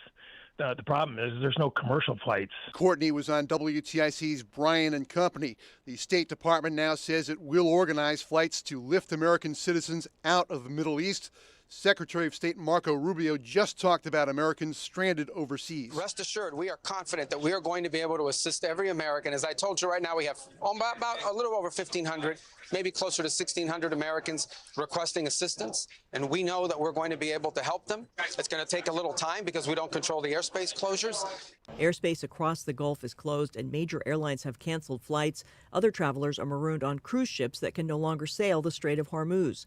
The U.S. State Department says they are preparing military and charter flights as they urge Americans to leave around a dozen countries. Israel's transportation minister announced that Ben Gurion Airport in Tel Aviv will resume limited operations beginning Thursday. I'm Jennifer King. The president says big-scale attacks are on the way, and despite his calls for the Iranian people to rise up, Trump also said today that someone from within the regime might be the best choice to take power. There's been a drone strike tonight near the U.S. consulate in Dubai. No injuries reported. Governor Lamont issues a veto of $3.8 million in Democratic budget earmarks. It sets up a clash within the party over spending reform. The vetoes include $750,000 for the Capital Region Education Council. That's where Democratic State Senator Doug McCrory is employed. Also vetoed $2.5 million for an outdoor recreation program in Hartford. A tractor-trailer rollover this morning leaked dozens of gallons of fuel in West Haven. There was a road closure in effect on Sawmill Road. About 40 gallons of diesel leaked out when the truck lost control. No injuries were reported. On Wall Street, the Dow now down 320, S&P dropping 57. The NASDAQ is off 214 points. And we check the WTIC forecast. Snow mixing with sleet and freezing rain at times the rest of this afternoon, keeping untreated surfaces slippery. Snow and sleet accumulating and covering to an inch or so. High right at the freezing mark, 32. Rain freezing on some surfaces this evening. Spotty freezing drizzle overnight. Watch for icy spots, low 30. Clouds breaking for some sunshine tomorrow. Warmer tomorrow afternoon, high 52. Cloudy and cooler Thursday with occasional rain, high 43. I'm Bob Larson of the WTIC Weather Center. 30 degrees now. Sports. ESPN reports the Jets placed the franchise tag on running back Breece Hall. NBA, the Knicks in Toronto tonight. NHL, the Bruins hosting Pittsburgh. For more, check out WTIC.com. I'm Dave Mager, WTIC 1080 News. Hair Volume from New Nordic will make your hair look thick and healthy. Available as a tablet or delicious gummy. Hair Volume is available online at Amazon and at newnordicusa.com or in the hair care aisle at your local CVS. Time now for today's Spotlight on Tech, sponsored by Lenseek. NVIDIA and Meta Platforms unveiled an AI infrastructure partnership in which the Facebook and Instagram parent is going to use NVIDIA's data center processors, including NVIDIA's new Grace semiconductors. Meta has also adopted NVIDIA's confidential computing to enhance AI privacy features in WhatsApp. Meta plans to spend up to $135 billion on AI data centers this year. I'm Jason Brooks.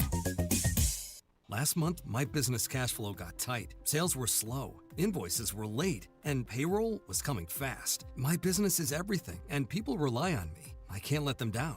I applied online at lenseek.com and had business funding in 24 hours. Business moves fast. Don't wait until it's too late. Whether it's lines of credit, term loans, working capital funding, or revenue-based financing, LendSeek is open for business. Apply now at LENDSEEK.com.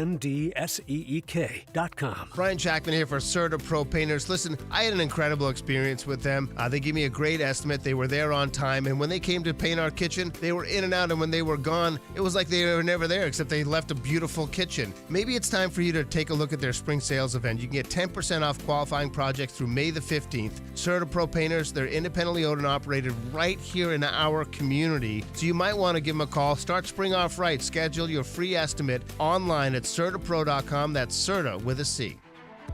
If you've been injured in an accident, don't let the insurance company decide how much you're worth. At Carter Mario Law Firm, you're more than just a client and more than just a quick settlement. When you get Carter, we'll help you get more. More experience, more attention, and more accessibility. The Carter Mario Law Firm's zero-fee warranty means you pay nothing unless we win. Visit GetCarter.com or call 877-GET-CARTER. What if your retirement paycheck never stopped, no matter what the market does? Russ Hackman is president of Hackman Wealth Partners and can talk to you about your forever plan. You need to have a plan that has certainty of not running out of money in a rising inflationary environment. And if you don't have a forever plan, then you don't really have a plan. Your advisor may be saying, you're fine, but under their breath, it's like, well, until you're age 92, or unless we have a 2008 again, right? You need income and cash flow guaranteed for life. There's multiple ways of doing that. We present to you your own forever plan. Call for a no-cost, no-obligation comprehensive review, 860-321-6800, 860-321-6800, 860-321-6800. Investment advisory services offered through Brookstone Capital Management, LLC, a registered investment advisor. Discussion of safe and secure products and guaranteed income streams refer only to fixed insurance products and are subject to the claims-paying ability of the insurance company. Wesley is a truck driver. I drive a truck, and I love what I do. A truck driver with IRS troubles. They told me I owed them $43,000. It got really bad. Quite a few letters in the mail. They were talking about wage garnishment, coming after my house, my car. Yeah, they don't play around. I seriously thought that I was going to lose everything. One sleepless night, Wesley finally made a call to Optima Tax Relief at 2 a.m. Kind of figured I'd get a machine, but I didn't. I actually got to talk to an actual person in the middle of the night. He found just what he was looking for. Oh, they were great people. You need a team of people that know what they're doing. Optima Tax, they know what they're doing. Optima Tax Relief came through with flying colors. I saved an incredible amount of money. Happy don't even come close. I was absolutely overjoyed. Take Wesley's advice. If you're in any kind of trouble with the IRS, call Optima Tax Relief. Don't trust anybody else. Call Optima for a free consultation. Call 800-354-2840. 800-354-2840. 800-354-2840. Optima Tax Relief. Some restrictions apply. For complete details, please visit OptimaTaxRelief.com. My name is Whitney Allen, and I'm a widow. My husband, Ryan, died. We never thought we'd ever have to use life insurance, but the unexpected happened. With Ethos, signing up was fast and 100% online. You can get a quote in seconds, apply in minutes, and get same-day coverage. No medical exams, and you can get up to $3 million worth of coverage. I'm grateful we were prepared. Get your free quote at ethos.com/radio. That's ethos.com/radio. Paid spokesperson. Time spent on application may vary. Online health questions required. Wesley Financial Group is not a law firm, and Chuck McDowell, definitely not an attorney. This is Chuck. Do you feel stupid for buying a timeshare? Don't. It's not your fault. You were most likely told you could rent it, and it was a great financial investment. And the deal was available today only. If this happened to you, contact your resort or Wesley Financial Group for help today. Call Wesley now for your free exit information kit. 800-939-1441. 800-939-1441. Listen to WTIC News Talk 1080 on the free Odyssey app. Download and like WTIC today for alerts on special programming. All right, we are back. Reese on the Radio. By the way, if you are looking to log on to ReeseOnTheRadio.com and you're having a problem, just put in https:// you know, the usual thing before your computer, and then type in ReeseOnTheRadio.com. If you can't do that, just go to the Facebook page. You know where it is. And just click on that top piece right there. You'll see it, and the link is there. Usually, I think if you go on Google, if you use the Chrome, what's the name? You should have no problem going into it. But Rick Walker, a good friend of mine in North Carolina, he was trying to go into the site, and it came up with this 404 page. It was freaking me out. Then Roseanne checked it. Then I checked it. And I was like, no, it seems to be working. So I think on some computers you may have to put in https:// and then ReeseOnTheRadio.com, the usual website. You can't just type in ReeseOnTheRadio.com and go to it. But on the site, of course, there's everything there if you wish to follow us. You want to follow me on Facebook, you can. X, you can. Instagram, you can, even though I'm rarely ever there. Most of the stuff I do on Facebook ends up on Instagram. TikTok, I'm barely there. But if you want to, and TikTok's your thing, sure, fine. But also, most important, my Substack page. And I want to say this. I don't do the provocative headline for the sake of provocative headline. I'm not a shock jock. Used to be, but not a shock jock anymore. Can you imagine, Roland? I've been doing this, I want to say 6 months now. Maybe, a little more than that. I've been writing one article a week. the article that got the most attention was the headline, I want to live where the white people are. Well, instead, of course. But only because they agreed with it. It's just saying the obvious out loud. Right? People, you can't be upset about it because it's true. The whole purpose, the whole reason why you do what you do in your life, the reason why you struggle, you do the long hours, you do the overtime, you lose sleep, you cut back, you save, you eat ramen, all of those things. You buy the cheapest gas, you don't do the holidays, you don't vacation. You do all of that because you're trying to build something, because guess what? You, on the weekend, have driven by a nice neighborhood. And you drove by the nice neighborhood, say with your girlfriend, who looks out the window and says these famous words, "That's a beautiful house." It is the words that will do two things to a man: inspire him or dump her. No, I'm kidding. But for me, it inspires me every day. Roseanne and I drive through all over Connecticut. We drive through Connecticut all the time, every place we can go, sometimes by accident. We go into a nice subdivision where beautiful houses are everywhere. And I've got to slow down so that Roseanne can look at a Craftsman, a Victorian, plain old, I don't know, rancher. But if it's beautiful, she will tell me, slow down. Look over here. That house is beautiful. Can we live there? I wouldn't mind living here. Oh, it's the same thing over and over again. And when I hear it, there used to be a time that used to frustrate the hell out of me.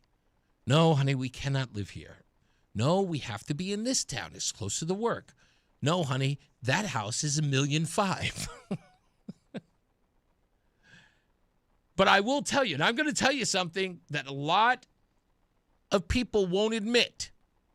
And I'm going to humble myself just by revealing it. You guys know how much I love Roseanne. I don't have to tell you. Sometimes it's boring just saying it. I know you're inundated with it when I tell you. But I need to sort of share this secret with you, because I think it's liberating that I can do it. Roseanne and I will be driving wherever, lunch, to the mall, store, whatever. And she will see this house, and especially here in Connecticut, and it will be on a hill.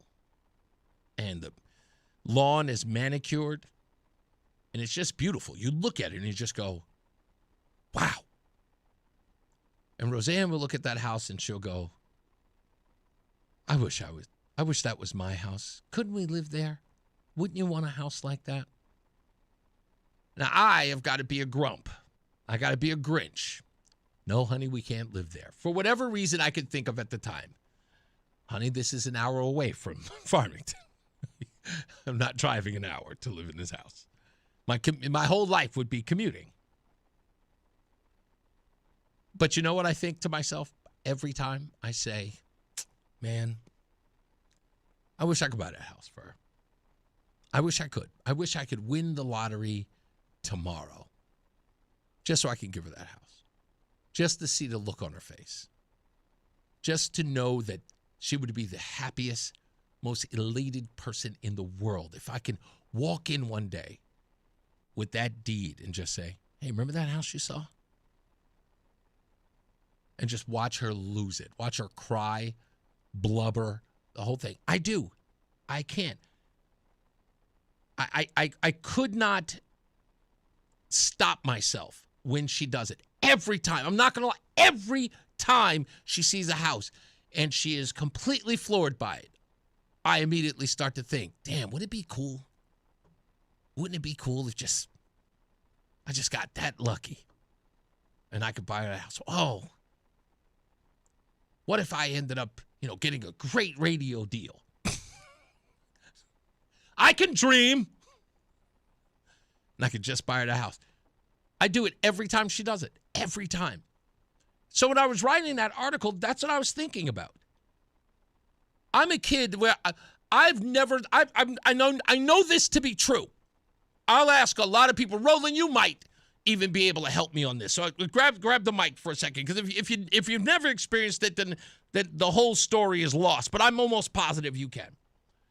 Do you know anyone in your life who has ever said to you, in your walk of life, has said to you, I can't live in that neighborhood, I would be uncomfortable? We're talking about, the brass ring, the nice neighborhood with the big houses with the pillars and all that other stuff, like the beautiful homes. You have anybody in your life that says to you, yeah, but I don't know if I feel comfortable living there? Know anybody like that? I don't think so. No? You've never met one?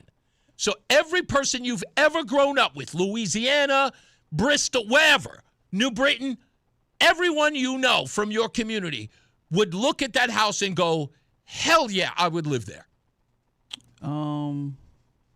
Think of the most palatial home. Yeah, pretty much. They would say that, right? Yeah, except for you saying people I know, but you know what I mean? The people in the hood. Yeah, I see people that's never left the town that they live in. Right. They never even went to the adjoining town that's like 5 minutes away. 2-3 minutes away. They never even been that far past their community. Would those people be uncomfortable in those communities? I'm sure they would. Okay, that's the point I'm making. There are some people who cannot live outside of the comfort zone they're in. Plenty of kids I knew growing up who lived in the Lower East Side Manhattan in Alphabet City, and that is the hood, would never dream of living on the Upper West Side of Manhattan. They would look at that, and that place would be foreign to them. They would see those people walking around with their little Yorkshire Terriers, and they would just go, what weirdness is? They would think they were on another planet. However, present any one of them with one of those homes. Just say, any one of those folks won the lotto of $5 million. Clearinghouse. Say again? Yeah, Publishers Clearinghouse. And they won that money. If someone walked to them and looked at that home and said, you know what? For just $1.5 million, you've got $6 million. For $1.5 million, that house could be yours cash out. Who would turn it down? Who would? Do you know anybody who would? 6 bedrooms. Pool in the back. Not really. No, right? Who would? 3-car garage. Nobody would. And who wouldn't look at that as an opportunity to upgrade, right? They wouldn't treat that house like they would in the hood, so to speak. Like every day they would be looking at the house and be like, oh, no, that grass looks awful. Oh, no, this house looks... They would treat it like it was the best. So that's the whole genesis of the article. It's to say anybody who had worked hard, forget about the people who won the lotto, if you had worked hard, if you had gotten a windfall to work hard to actually get that home, like you had done all the legwork, you had scraped by, you had done all the double shifts, you had saved all the money, you ate top ramen for the past 4 years, never eating like steak or meat or anything like that, just because you wanted to save every penny so you could put a down payment on this palatial home. Who wouldn't do it? Who wouldn't? Yeah, but if you had to do all that for her, you shouldn't do it. But no. I'm talking about if that is your desire to do it.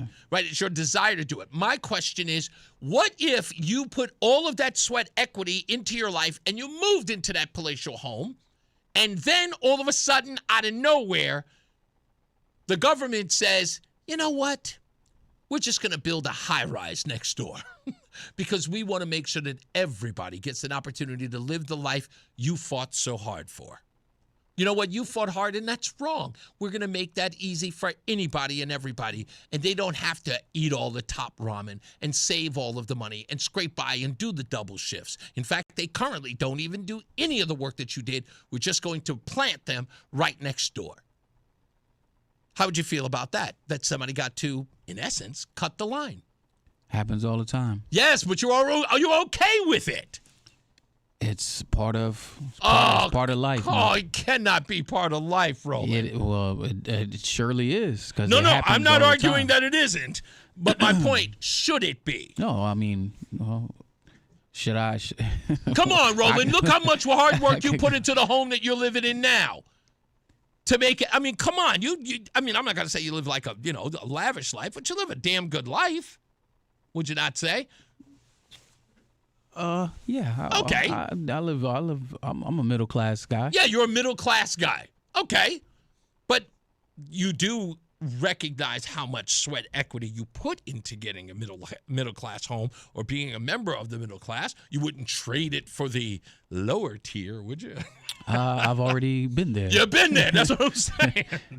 That's my point. My point is that no one would. That's the whole purpose of the article is, in essence, just to talk about those people who have scraped by. Everyone's under the impression that if you live in that community, you were already established, like you were already set to live there anyway, right? Like you woke up with a silver Craftsman in your mouth. Mm-hmm. Like you woke up one day and you were living in a 5-bedroom McMansion. That was never the case, usually. And again, I'll go to a stupid movie I always mention. And it's one of the, I always tell my kids to pay attention very closely to the scene.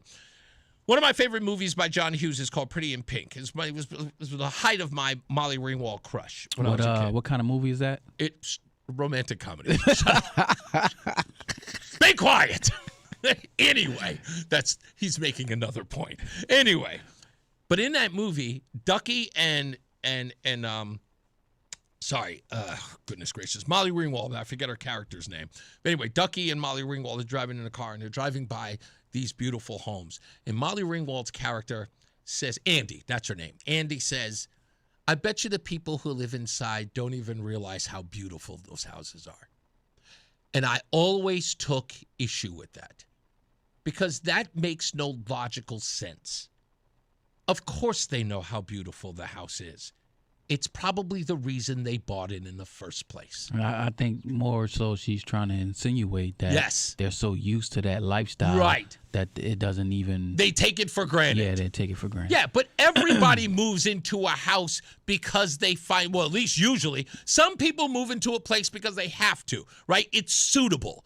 I'll say, it may not be my dream home, but I need an apartment. Or it may not be the place that I wanted to live, but I got to live there because these are the means in which I have. Some people have to buy a car. Yep. They don't always get the car that they want. They have to get a car that they can afford and they can get. It could be a lime green golf cart, but they got to get a car, and that's what their means are. But when people buy something that's beautiful by choice, to assume that they don't recognize how beautiful it is assuming that they don't understand its worth or they take it for granted, which again is why the problem I have with that scene in that statement.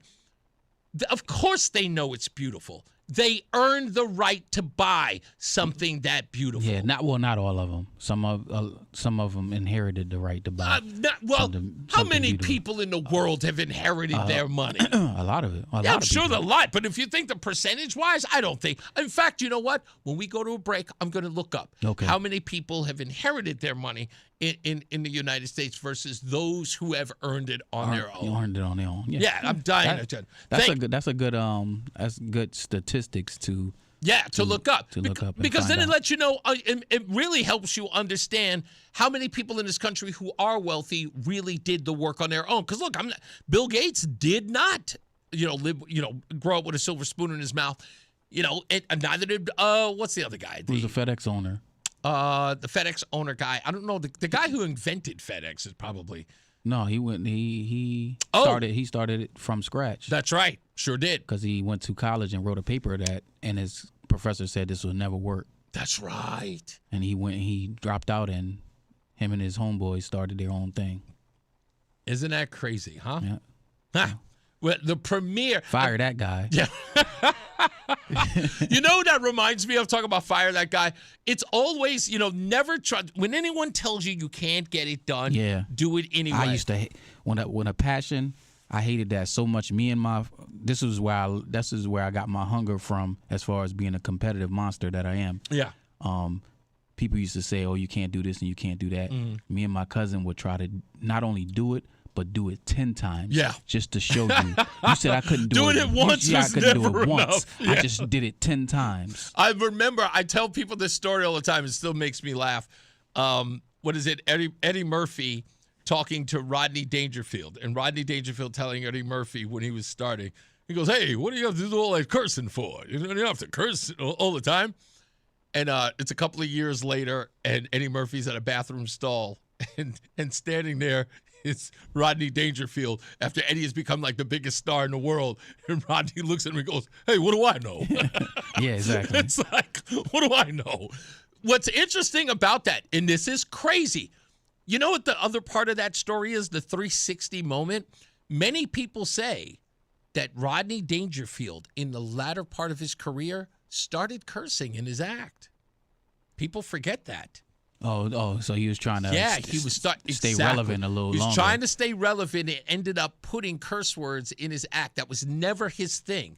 So here it is telling Eddie Murphy he doesn't have to use the language. Eddie Murphy becomes a big star in the latter part of Rodney Dangerfield. I got to get on board. Yeah, exactly. Is that wild? Yeah, I mean, you can't beat him, join him. Can't beat him, join him. It's so true. Anyway, we'll take a break. When we come back, we are checking. I think I just got a text message. We're going to traffic. We missed the break, so. Oh, we did? Oh, yeah, that's right. Yeah, we got to go to traffic. Is Mark Christopher's back? Yes, sir. He is. Yes, okay.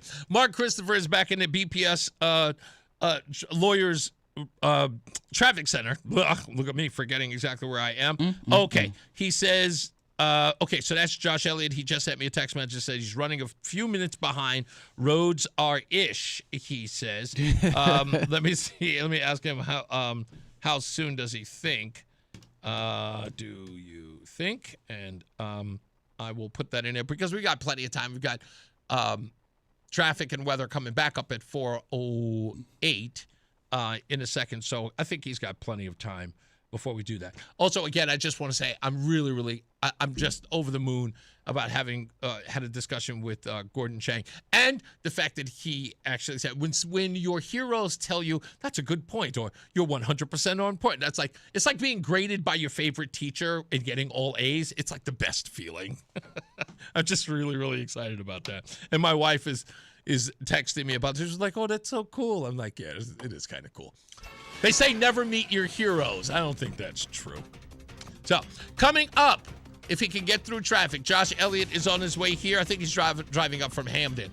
We'll see how soon he gets here, and we'll talk to him. Here's Mark Christopher. He's back. He's in the BPS Lawyers Traffic Center. Hey, Mark. All right, Reese, thank you very much. Well, if you're driving up from Hamden right now, 91 northbound, you're seeing some slow traffic, 21 up to exit 22. After that, pretty decent ride into downtown Hartford. If you are traveling on the southbound side of I-91, you're going to see some reduced speeds now. Pretty much from the Springfield area right down into downtown Hartford. I would say 35 to 45 miles per hour there, but no major incidents right now. 291 eastbound is slowing off of I-91 over to exit 2 in South Windsor. You'll see some slow traffic as you move 2 westbound up by exit 15 in Marlboro. Again, some slow traffic between exit 10 and exit 6. In Glastonbury, I should say more or less reduced speeds because of the wet weather right now. Waterbury's okay, 84 and 8. 91 in the Parkway, a good ride heading down in toward New Haven. And 691 eastbound, look out for an accident in Meriden between exit 3 and 2B. That is sitting over on the right shoulder. Traffic and weather together on the 8s, WTIC News Talk 1080. It's Reese on the Radio on NewsTalk 1080. WTIC weather.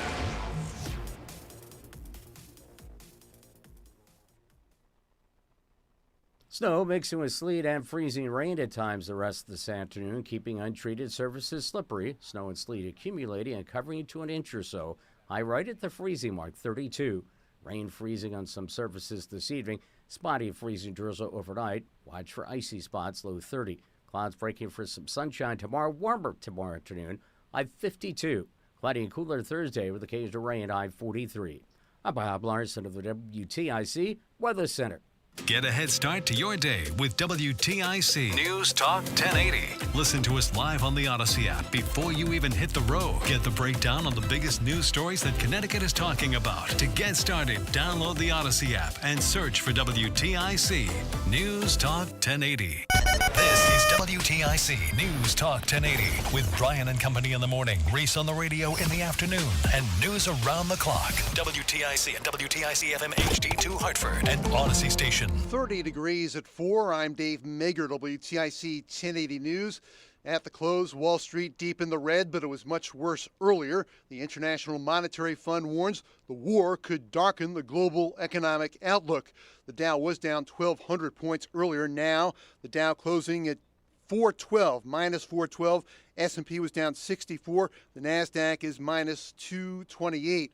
Crude oil at a multi-year high. Gas prices rose about 11 cents since yesterday, according to the AAA. U.S. intelligence said there was no imminent attack expected from Iran before the war started. President Trump disagrees. He says his opinion that the U.S. had to attack first. We were having negotiations with these lunatics, and it was my opinion that they were going to attack first. They were going to attack if we didn't do it. The president saying big-scale attacks are on the way. The big-scale hitting goes now. They no longer have air protection. They no longer have any detection facilities at all left. And so they're going to be in for a lot of hurt. The Iranian Red Crescent says airstrikes have killed almost 800 people since the weekend. There was a mass funeral today for more than 160 girls killed when an Iranian school was bombed. The UN human rights official says the strike may amount to a war crime. Iran struck the U.S. embassy in the capital of Saudi Arabia. Part of the roof collapsed, but no reported injuries. There was also a drone attack more recently on the U.S. consulate in Dubai. Again, no injuries reported. The State Department now says it will organize flights to lift American citizens out of the region. They've been warned to leave, but Americans hoping to get out have found commercial flights grounded. Passengers landing in the UK from Dubai are relieved. One passenger arriving at Heathrow in London describes seeing defense systems intercept Iranian ballistic missiles over the skies near Dubai. It's been a tumultuous, traumatic time, and when you've got young children like this, it's just, you're hearing explosions go off. It's no way to live, and I feel really sorry for the people that are still out there. We're very lucky to be back home. Major Gulf airports, including Dubai, remain closed for a fourth day, leaving tens of thousands of passengers stranded. The State Department says it's arranging evacuation flights for Americans seeking to leave the region. CBS's Cammie McCormick. Connecticut Democrats are backing a war powers bill in the Senate, which could come up for a vote tomorrow. Democrats plan to force a war powers resolution vote this week to try and limit further military action. But most Republicans have expressed support for the administration's actions in Iran. The War Powers Act of 1973 limits troops from remaining for longer than 60 days without congressional authorization. President Trump on Monday said the initial projection for the operation was it could last 4 to 5 weeks, but that the U.S. had the capability to go longer. CBS's Natalie Brand. Homeland Security Secretary Kristi Noem is defending her agency. Appearing before the Senate Judiciary Committee, she did not apologize for calling ICE shooting victims Renee Good and Alex Preddy domestic terrorists. Senator Richard Blumenthal asked her about the case of Miramar Martinez of Chicago, who was surrounded by ICE agents and shot. The agent who shot her, I'm not going to name him, but you know who he is, was quoted on social media the day or so afterward. And he said, quote, "I fired 5 rounds and she had 7 holes. Put that in your book, boys." And quote, "Cool, I'm up for another round of F around and find out." Will you join me in condemning that agent? Sir, that situation I don't know the details of, but I will look into that. I don't know why you can't join me in saying it was wrong to shoot Miramar, almost cause her death, and then brag about it. Wouldn't you agree with me that it was wrong? Well, sir, the way that you have portrayed it, it appears to be, but let me look into the case so I can speak to the specifics of it. Noem says the work of ICE officers is being mischaracterized. Again, Wall Street at the close, the Dow down 404, S&P was down 65, the NASDAQ dropping 232. Sports before free agency.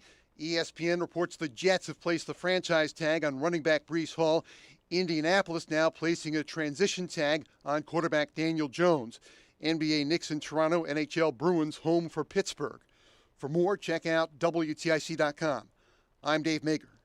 WTIC 1080 News. Because we have lawyers in all 50 states, I see lots of lawyers' ads. Most seem to be bragging on results, but are they true or misleading? For example, in some cases, a firm may try a case even though the at-fault party has no lawyer, then brag in the ad about their results. My son Matt got one for nearly $50 million, but we never collected one dime. Some lawyers may say they got a result even though they were sitting second chair at a firm like mine, and even though they had little to do with it. Happens all the time. All that glitters is not gold. At Morgan & Morgan, our results are real. Visit forthepeople.com and go to settlements and verdicts to see for yourself what your case may be worth before you hire a law firm. Do your homework. Fact check. It's easy and too important not to. Morgan & Morgan, forthepeople.com.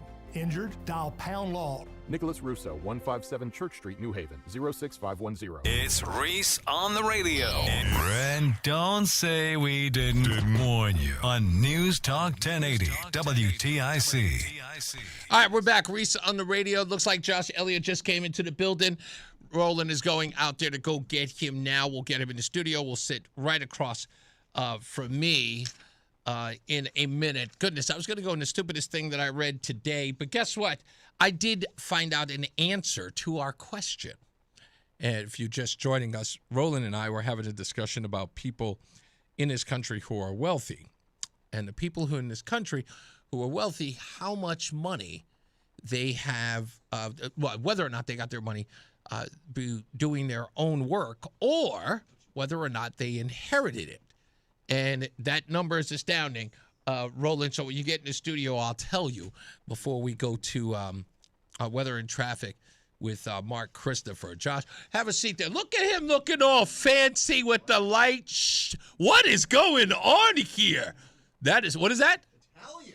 Italian? Wow. Goodness gracious. Hold on, let me turn your microphone up here real quick. We'll get to you in a second. We're going to get to traffic and weather. But you got all fancy looking for me? For you. Yeah, man. I'm in here in a T-shirt and a baseball cap, and you come in here in Italian. Look at you. Man. Thank you, man. Anyway, we'll get to first check of traffic. By the way, Mark Christopher, who's in the BPS Lawyers Traffic Center. Roland, 73% of millionaires are self-made, 27% primarily inherited their wealth. Mark Christopher, he's in the BPS Lawyers Traffic Center. How we doing, bud? All right, Reese, thank you very much. Really, actually, not too bad right now. If you are traveling 91 north of the 291 interchange, you're at reduced speeds right up into Massachusetts. So plan on that. If you are traveling both sides of 84, that looks good. Farmington to Vernon. Traveling on the northbound side of 91, Cromwell up into Hartford, that looks good. 2 eastbounds, okay, Glastonbury into Marlboro. Heading toward Middletown, no problems. 9 in the Aragoni Bridge. Waterbury looks good, 84 and 8. If you are traveling 91 in the Parkway, that's in good shape heading down in toward New Haven. Seeing some slow traffic out in Newtown, 84 eastbound between exit 11 and exit 14 in Southbury. And look out for an accident on the right shoulder, 691 eastbound in Meriden between exit 3 and 2B. Traffic and weather together on the 8 WTIC News Talk 1080.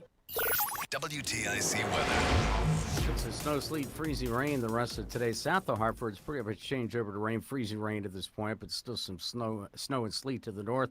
All areas are still below freezing, so caution advised. Secondary roads, any untreated surface, slippery. Today's high at 32. Pockets of freezing rain this evening, just spotty drizzle overnight, but staying below freezing, a low around 30. Then a mix of clouds and sun tomorrow, warmer than today, high 52. Back to cooler weather Thursday, occasional rain, and a high of 43. We note that a winter weather advisory is in effect till 7 a.m. Wednesday. It's currently 28 in Bristol, it's 31 in Meriden, and 29 in Hartford. I'm meteorologist Bob Larson of the WTIC Weather Center. Got a tree causing big trouble in a tiny space? Don't risk it. Call the experts who specialize in the impossible jobs. At Tree Wise Guys of Connecticut, we handle the heavy lifting so you don't have to. From precision limb cutting and stump grinding to full land cleaning and emergency storm damage cleanup. No job is too big and no space is too tight. When it matters most, trust the guys who know trees. Trust Tree Wise Guys of Connecticut. Visit treewiseguysct.com today to get a free quote on your next project. That's treewiseguysct.com. Finding great candidates to hire can be like, well, trying to find a needle in a haystack. Sure, you can post your job to some job board, but then all you can do is hope the right person comes along. Which is why you should try ZipRecruiter for free at ZipRecruiter.com/free. ZipRecruiter doesn't depend on candidates finding you. It finds them for you. Its powerful technology identifies people with the right experience and actively invites them to apply to your job. You get qualified candidates fast. So while other companies might deliver a lot of hay, ZipRecruiter finds you what you're looking for. The needle in the haystack. See why 4 out of 5 employers who post a job on ZipRecruiter get a quality candidate within the first day. ZipRecruiter, the smartest way to hire. And right now, you can try ZipRecruiter for free. That's right, free at ZipRecruiter.com/free. That's ZipRecruiter.com/free. ZipRecruiter.com/free. ZipRecruiter. Men, we all know how important sex is in a relationship, both for you and for your partner. But erectile dysfunction ruins sex, which can often have serious impacts on your relationship as well. This is Dale for Northeast Men's Health. And if ED is a problem in your life, you understand the impact it has on you and the one you love. But I'm here to tell you that ED is a treatable condition, and almost without exception, you can have really good sex again. At Northeast Men's Health, we're experts in treating ED. We've treated tens of thousands of men with protocols that are effective in well over 90% of cases, which means if you're like most guys, good sex will be the norm. You could even last up to an hour or more and bring a level of intimacy for you and your partner that might just astound you both. It's time to have really good sex again. So call us. Just $99 gets you blood work, a medical consult, and if medically advised, a test dose. And if that test dose doesn't work in the office, your visit is free. Call 800-930-5956 or visit northeastmenshealth.com. We have 6 offices across the Northeast to serve you. Northeast Men's Health, a Promenic restorative health practice. Last month, my business cash flow got tight. Sales were slow, invoices were late, and payroll was coming fast. My business is everything, and people rely on me. I can't let them down. I applied online at lenseek.com and had business funding in 24 hours. Business moves fast. Don't wait until it's too late. Whether it's lines of credit, term loans, working capital funding, or revenue-based financing, LendSeek is open for business. Apply now at LENDSEEK.com. My name is Whitney Allen, and I'm a widow. My husband, Ryan, died. We never thought we'd ever have to use life insurance, but the unexpected happened. With Ethos, signing up was fast and 100% online. You can get a quote in seconds, apply in minutes, and get same-day coverage. No medical exams, and you can get up to $3 million worth of coverage. I'm grateful we were prepared. Get your free quote at ethos.com/radio. That's ethos.com/radio. Paid spokesperson. Time spent on application may vary. Online health questions required. It's Reese on the Radio on News Talk 1080 WTIC. What's going on, guys? It's Reese on the Radio. We are back and we are live. Sitting across from me in his Italian-made. Yeah. What is that color? Is that like tan? Tan, I guess? tan, whatever it is. It's called Etro. Etro? It's very bougie. It is incredibly bougie. You know, I hadn't bought a suit in probably about 15 years. I said I hate wearing suits. Turns out none of the suits I had actually fit me, and that's why. Really? So I only have a couple suits, and I just, I have the nice little rotation going. Yeah. I wanted something a little bit nicer. I felt good about, and I'm all squared away. My girlfriend says, I want you to buy a couple more suits to mix it up. I'm like, I'm good. I hear you. good. I hear you. Josh Elliott is in the house, running for governor against the incumbent, at least trying to primary him. How is that going? It's long days, man. 12-hour days minimum. It's all about the money. It's about getting onto the ballot. You got to be on the phone minimum 4 hours a day, every day, going to Democratic town committees every night, events every weekend. There's no moment where I'm not thinking about this thing. So it's just, it takes your entire life over when you do it. Does it?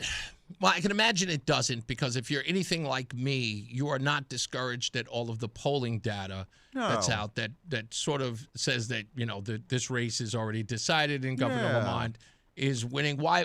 When knowing that is happening, what is the thing that motivates you to go against him? Is he that bad of a governor? There's a number of things. There's The story that I tell, by the way, after the last time that we talked was that we disagreed for an hour and a half on every single thing except our tax system. That's right. We agreed on that. That's right. So, and that's the thing that I'm talking about. This is a guy who makes $55 million a year from passive generational income. He's one of the 27%. Yeah. And he's the person that basically stops all sort of reform. And my belief is that we need to be doing whatever we can to help working class people. That is my sole goal. Do you think that's part of the reason why not? Because there was a discussion that went on last week that you and I talked about that sort of brought you in here. We'll talk about that a little bit with the, was it a town council or Board of Ed, Granby right? Board of Ed. Yeah, the Board of Ed. We'll talk about that a little bit. Sure. But I think a lot of what you said is what sort of brings my question. Yeah.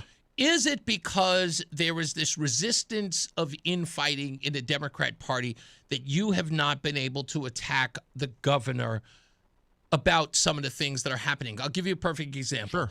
House Bill 5044, which would give the authority of vaccine mandates to one individual and sort of edges out any public discussion about those things. Yeah.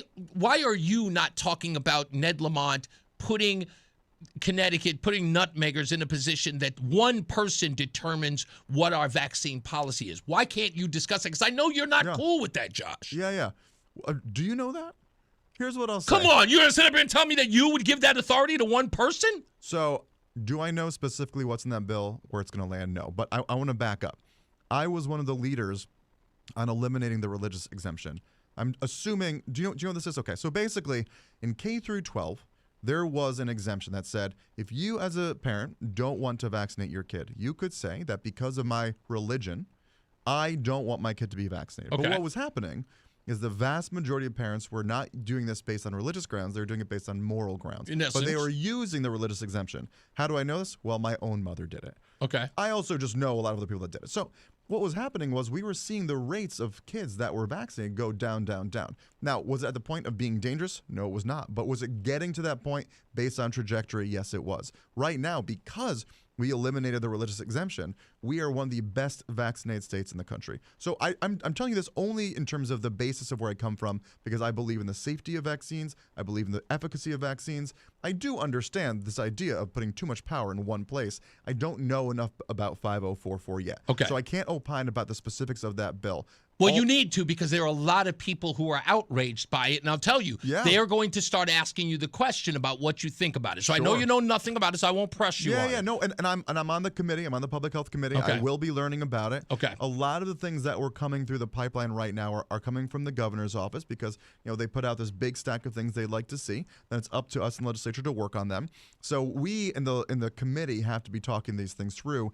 We have another month or so before we have to get bills out of committee. And what I'll say is, one of my roles in the legislature, I'm screening chair. So I'm essentially like the filtering system for House Dems, meaning that when the bill comes out of a committee, we then determine where that bill goes. So I'm in consultation with the chairs, in consultation with the vice chairs, making sure that everybody's happy. But I'm also talking with the Republicans as well, and getting a sense of what their concerns are and what they'd like to see. Just understand one thing when you look at this housing bill, 5044. Yes. This bill does not just, it's not about just child vaccines. This is also adults. It's everybody in the solitary power of one person. Yeah. That's why the concern is there, because in essence, you can start doing what you did during the pandemic. You can't work if you're not vaccinated. Right. That kind of central control by the state government is a little bit of an overreach. Many of us consider it a great overreach. Yeah. But you don't know much about it. I told it. Let me move on. Yeah. How are you on the housing bill? Are you okay with giving the sort of participation trophy of being able to live in one of the nice neighborhoods here in Connecticut without having to do all of the groundwork that many of us have done, myself included? Yeah. Those of us who have done sort of put the sweat equity into living into some of these communities, and now we're just dropping people off in them because usually we don't have that opportunity for most. Yeah. So let's step back for just a minute. So we're about a month into session. Okay. Right now, we are a part-time legislature. So we started in February. We're going to end in early May. The way that this works is the first 2 months is when all the committees really start sussing these ideas out.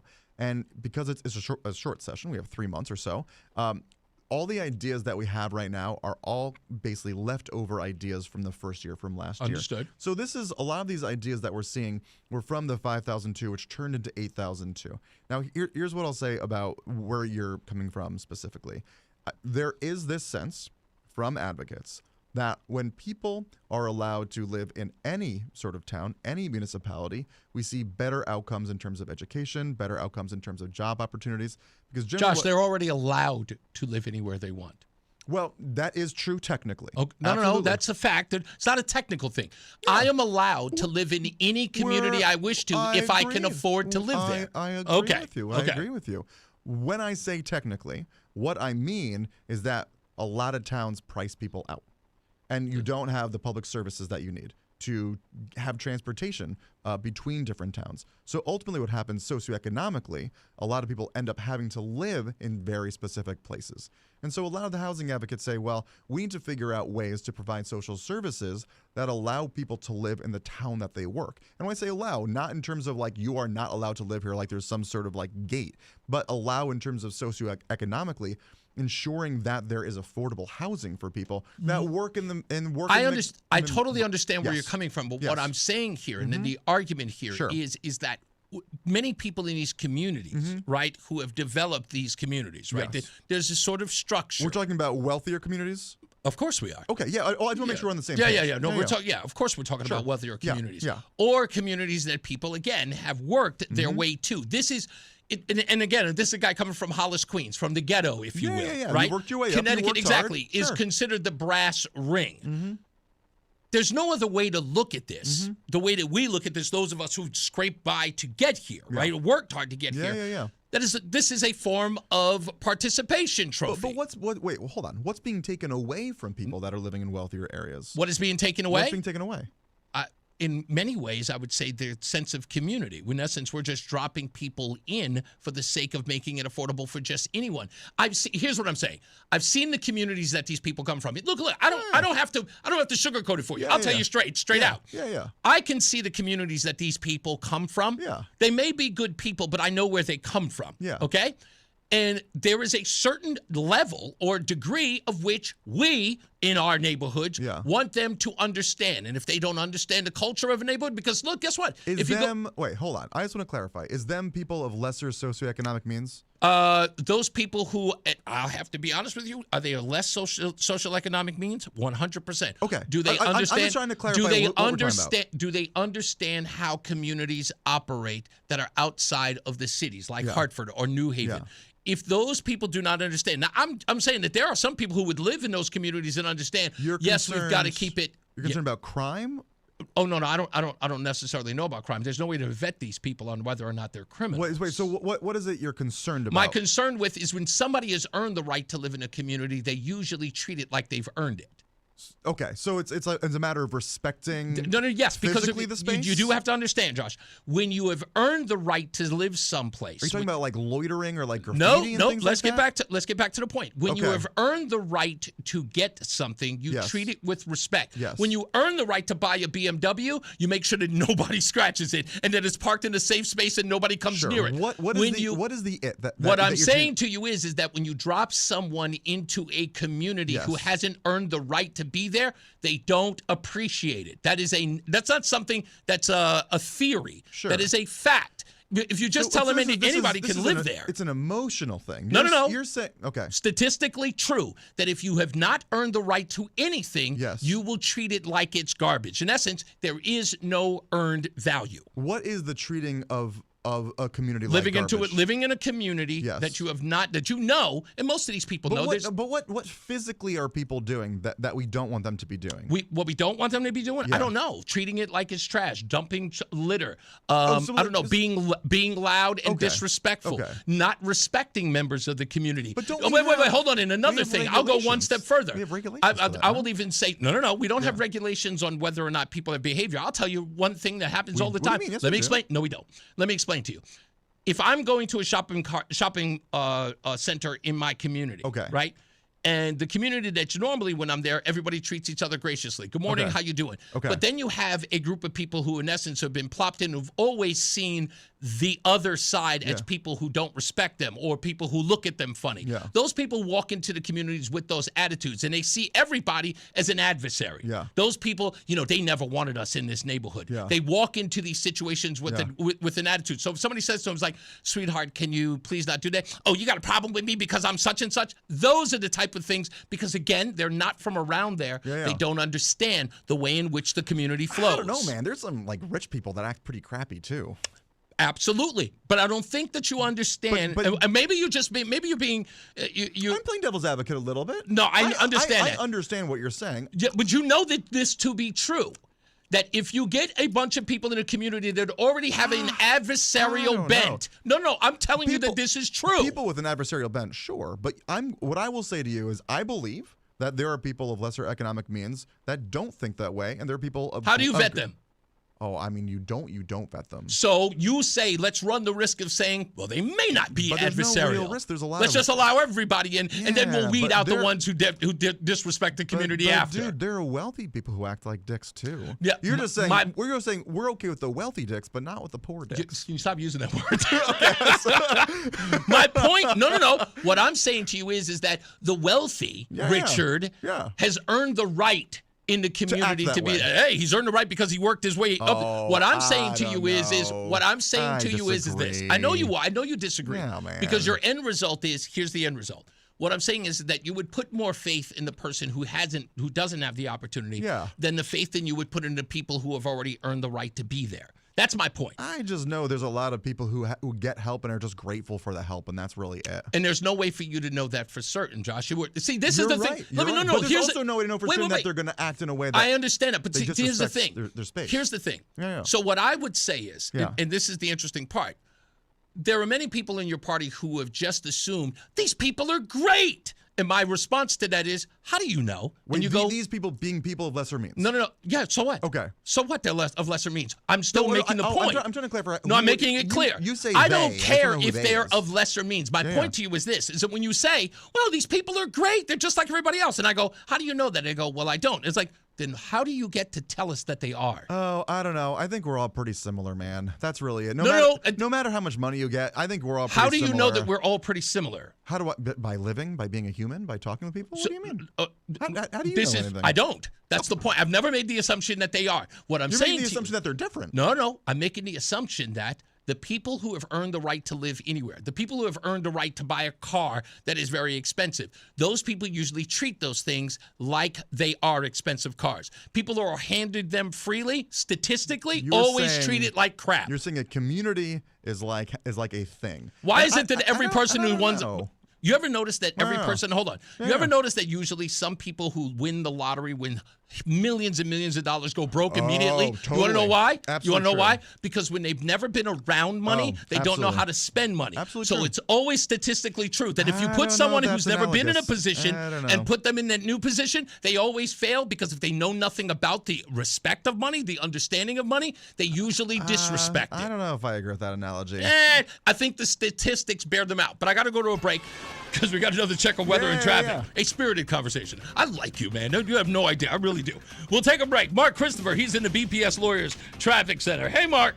All right, Reese, thank you very much. Overall, doing pretty well out here. Nothing major in the Hartford area right now. So we're just seeing some reduced speeds on the highways, especially 91 northbound as you move up Enfield into Massachusetts.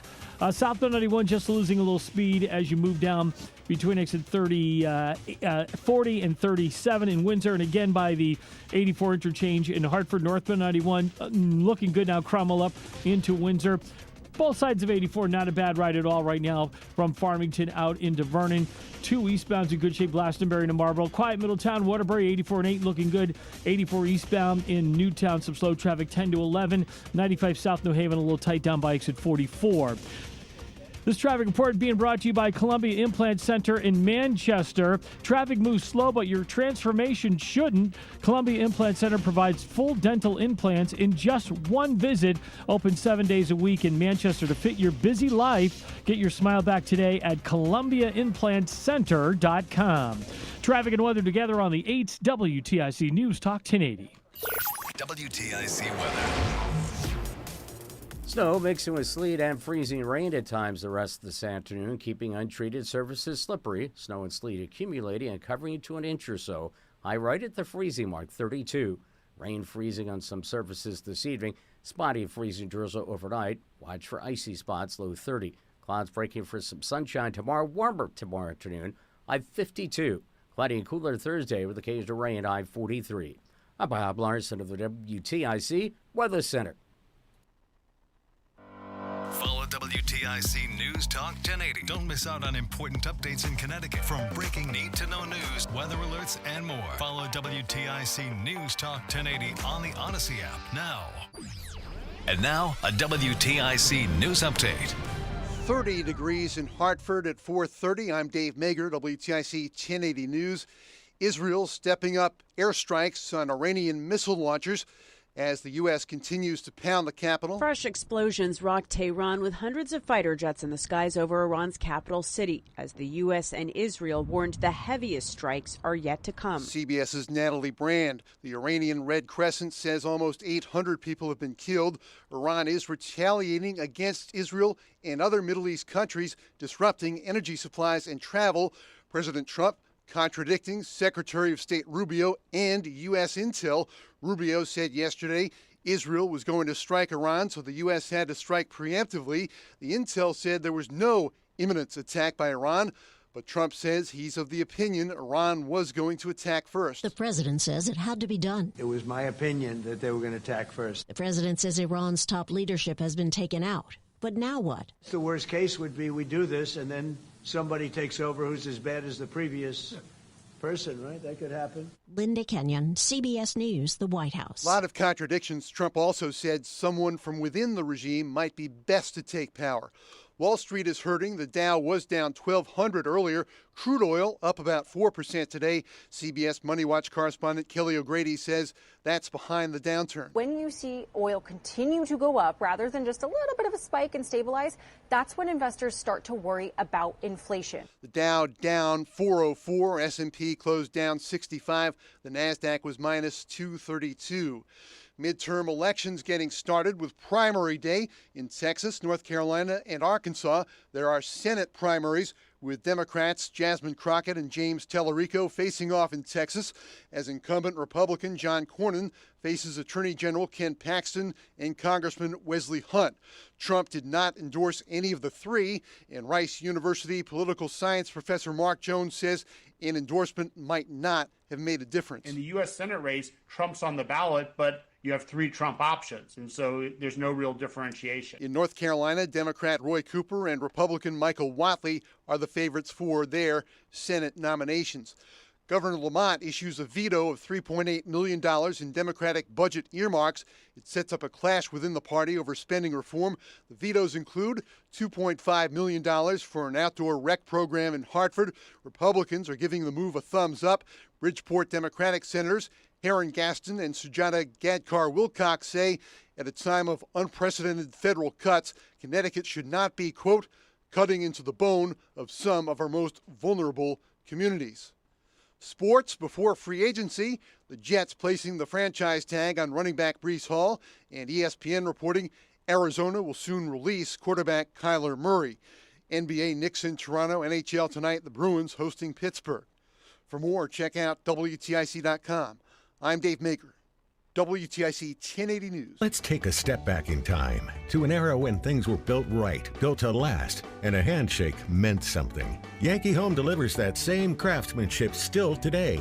It's midwinter, and you can really feel it every time you walk by your old windows. Cold drafts sneaking in, warm air slipping out, and some mornings you can see your breath inside. It's time to call Yankee Home. Yankee Home's energy-efficient, high-quality windows are designed to keep the warm air in and the cold air out all winter long. And every job is done right the first time, never cattywampus.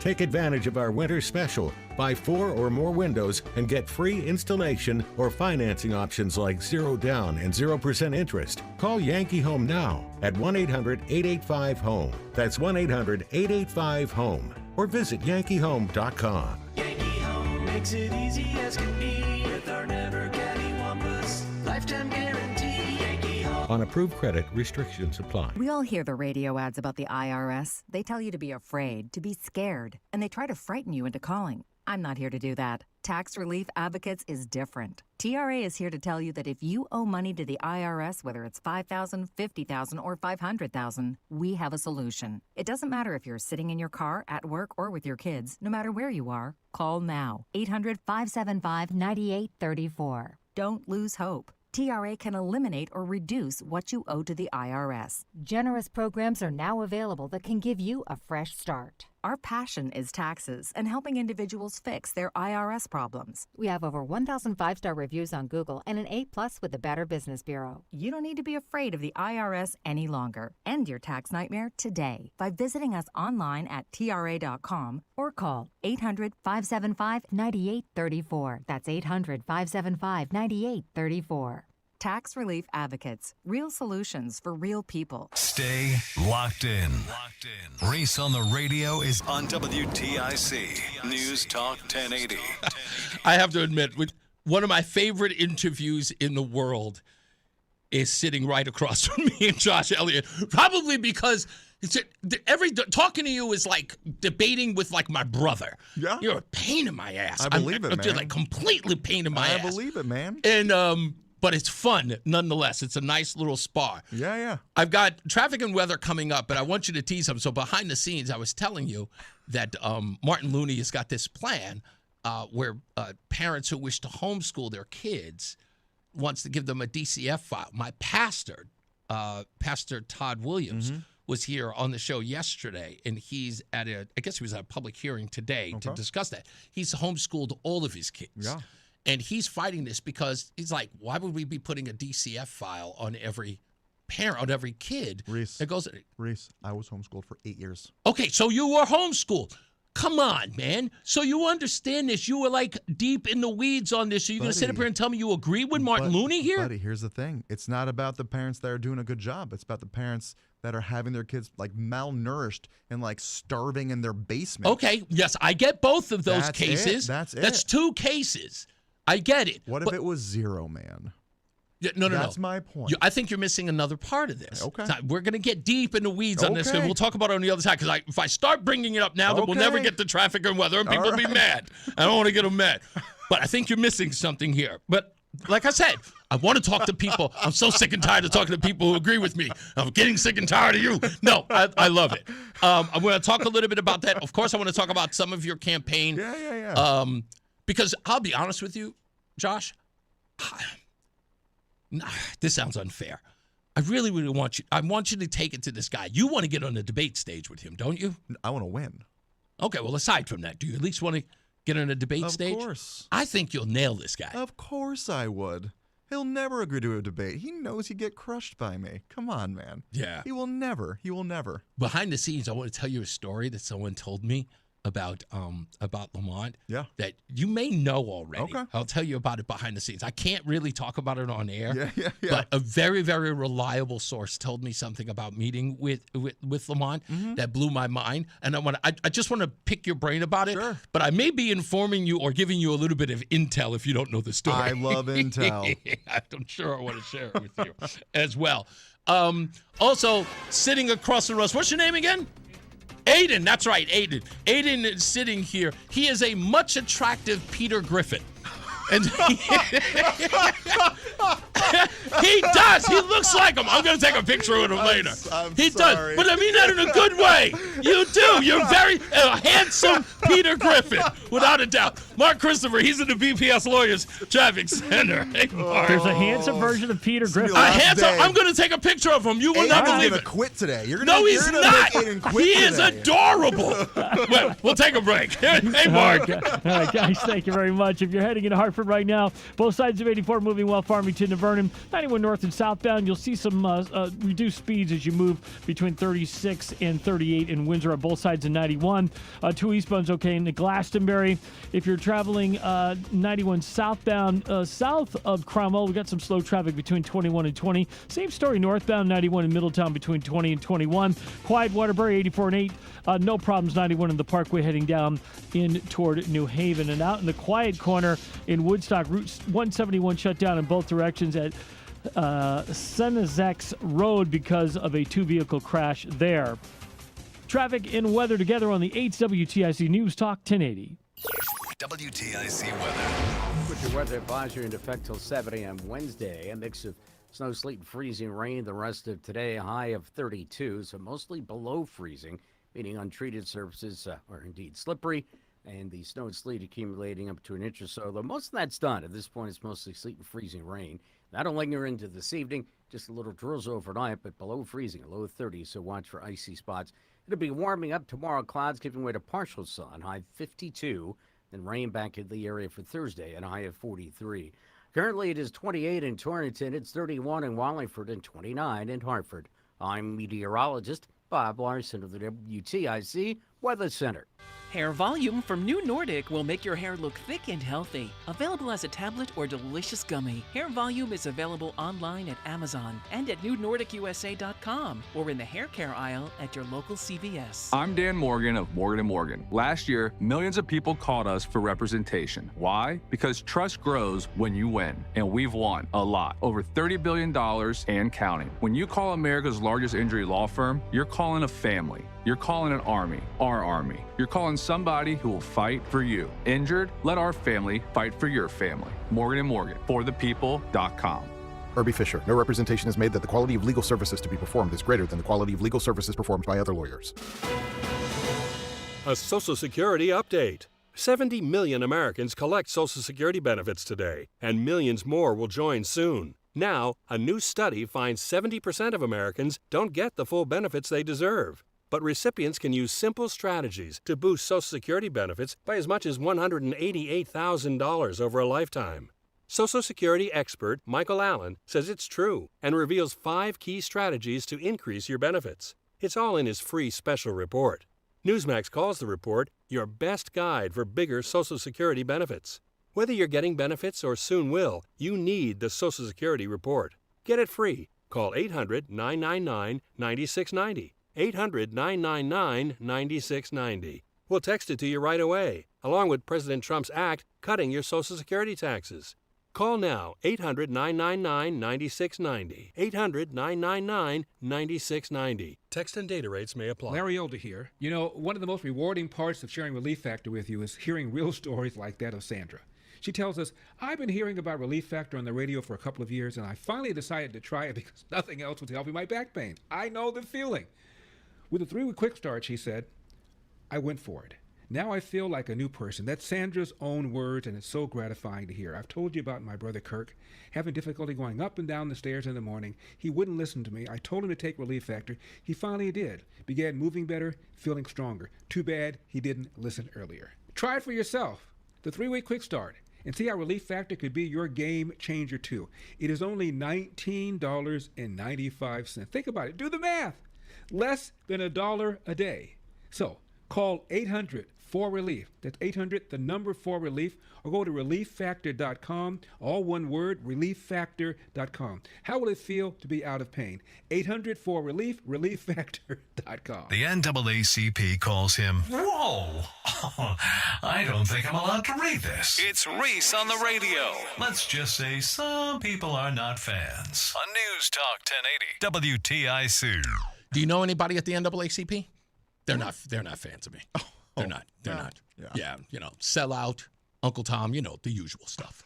You know, didn't vote for Obama, you know, things like that, the usual stuff. You know, decided to have a mind on my own. The Negroes went crazy. No comment, man. I'm just listening. It always drives them crazy. Josh Elliott is here. He's running for governor of the great state of Connecticut. Yes, sir. Behind the scenes, we were telling some stories and some tales, but I want to get to you on this homeschooling thing. Yeah, so you were homeschooled for how many years? 8 years. 8 years. Ages? What was I, like 6 to 14? Okay, so you were like first grade. Okay. Yeah. Okay. Kindergarten in school, first grade out of school. Okay. So you understand this. And you know that Martin Looney, who was talking just a couple of weeks ago, was saying that he wanted some revisions to the rules when parents homeschool their kids. One of which we found out is that if you plan on homeschooling your child, that you would have a DCF file opened up. Not that you would be investigated, but in essence, you would have a file with DCF. And you say that you're okay with that. I think that there's a role for the state to play to make sure all the kids in our state are okay. Not to put an overburdening hand, not to say that you are parenting poorly or well, just to say we want to make sure that your kid isn't starving in the basement. Okay. That's it. Right. That's it. So that's the perspective for me. I can't tell you what anybody else's perspective is. You don't see this as a deterrent? But there were a lot of horror stories that came out over the last couple of years. Yes, of kids that we just lost track of. Yeah, of course. Who lost track of them? Well, I mean, the state. That's right. So what you think the remedy to that is give the state more of a burden? Because this plan would add 17 more cases to every DCF agent. Right, because we weren't bringing people into the mix, so we just let these things go by. We're watching kids die who have DCF files. And that's also a problem. Okay, I'm not so saying the other let's side remedy is good. DCF. Let's not give them a bigger workload, Josh. Come on. You can do both.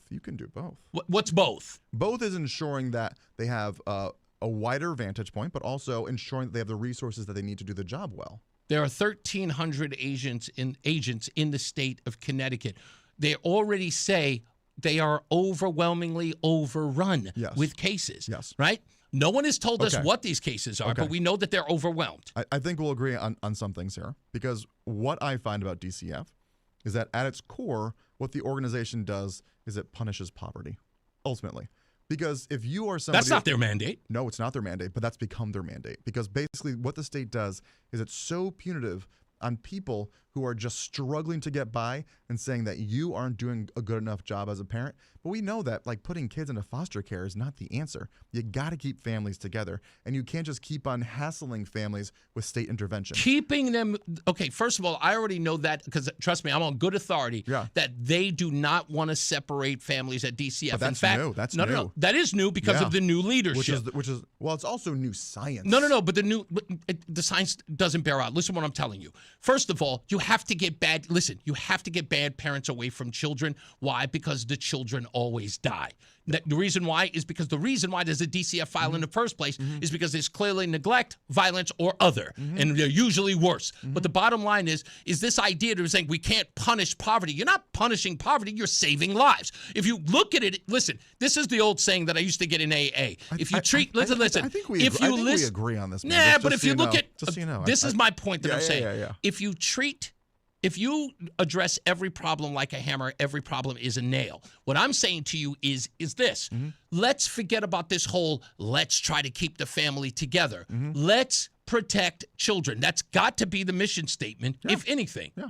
Okay? Of course. Okay, so the science doesn't bear out that we have to keep them with a family that neglects them. The reason why there is a DCF file in the first place is because the family has a problem going on. I think where we're separating is what is neglect and where do we define neglect? And I think that there was a time when we were saying even a little bit of neglect is enough to take a kid away, because it used to be for a long time, for decades and decades, there's this idea of benign neglect. It's allowing the kid to wander the neighborhood, and that was okay. This was a cultural thing. We had no problem with this. But this sounds like a one-size-fits-all thing. I don't want them to treat anything like a one-size. DCF dealing with children's neglect or abuse, whatever it be, sexual or physical. If neglect, any of that stuff, no, there is no one-size-fits-all. No. But we are dealing with an organization that treats them like one-size-fits-all. Perfect example, in the Mimi Torres case. Yeah. What did that caseworker do that essentially dropped the ball in all of this? She has a video conference with a 20-year-old who she believes is an 11-year-old. What conversation did she have with the 20-year-old? When she's, again, concerned about her well-being. She asked the girl, 1, how's Virginia? 2, have you made any friends? And closed the case. Yeah. That's not... Why would DCF do that? Because they're overrun and they're just rushing kids through like a revolving door. Oh, if you are telling me that they are under-resourced and understaffed, I will agree with you all day long. So add 17 more cases onto them to every time a mother or a father wants to homeschool their child. But you're making the assumption that we add more cases and then do nothing else in a vacuum. If we're going to ask them to do more with more caseloads, we have to give them more resources, provide more people. Explain resources. That's a great buzzword. What's the resource? Resources is money. Resources is bodies. Resources is like training materials. We also have to change the mission statement of DCF. I mean, what they're doing is an antiquated system that has caused kids to die. And every time we turn around, we've got more and more kids dying or in harm's way. Oh, there is not a soul in the legislature who will tell you that DCF is operating perfectly. And even yes, his name is Ned Lamont. Well, sure. And even people... I have him on video. Yeah. He said they do a good job, is what he said. Even people that... So I want to specify a few things. This is not to demean the people at DCF, because the people that are there believe in their mission, and they're doing the best they can with the resources that they've been given. While kids are dying. Yes, they're doing a fantastic job. Kids are dying. I know. Well, listen, man. If you're given an impossible job, how can you be expected to succeed? You quit. Sure. But you quit. If you can't do the job, you got to quit. Look, no offense. I don't care about. Listen. I know it's not. I know it's politically correct that you're not supposed to say anything horrible about the good people who work at DCF.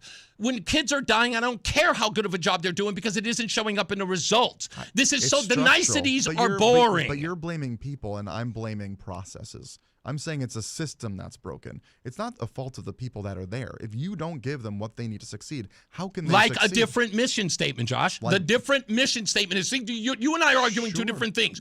You're saying they need resources. I think I continue to believe that we actually agree. I'm just not the one. I'm just not the one getting intense about it, man. Because look, I'm sorry. I'm a former homeless kid. I'm a former abused kid. Yeah. This is personal to me. Yeah, and I know that. Guess what? I went through so much abuse as a kid. Nobody ever called BCW. I literally had to be sent to the hospital before BCW had ever even literally got involved in my life, and I ended up in a group home. But guess what?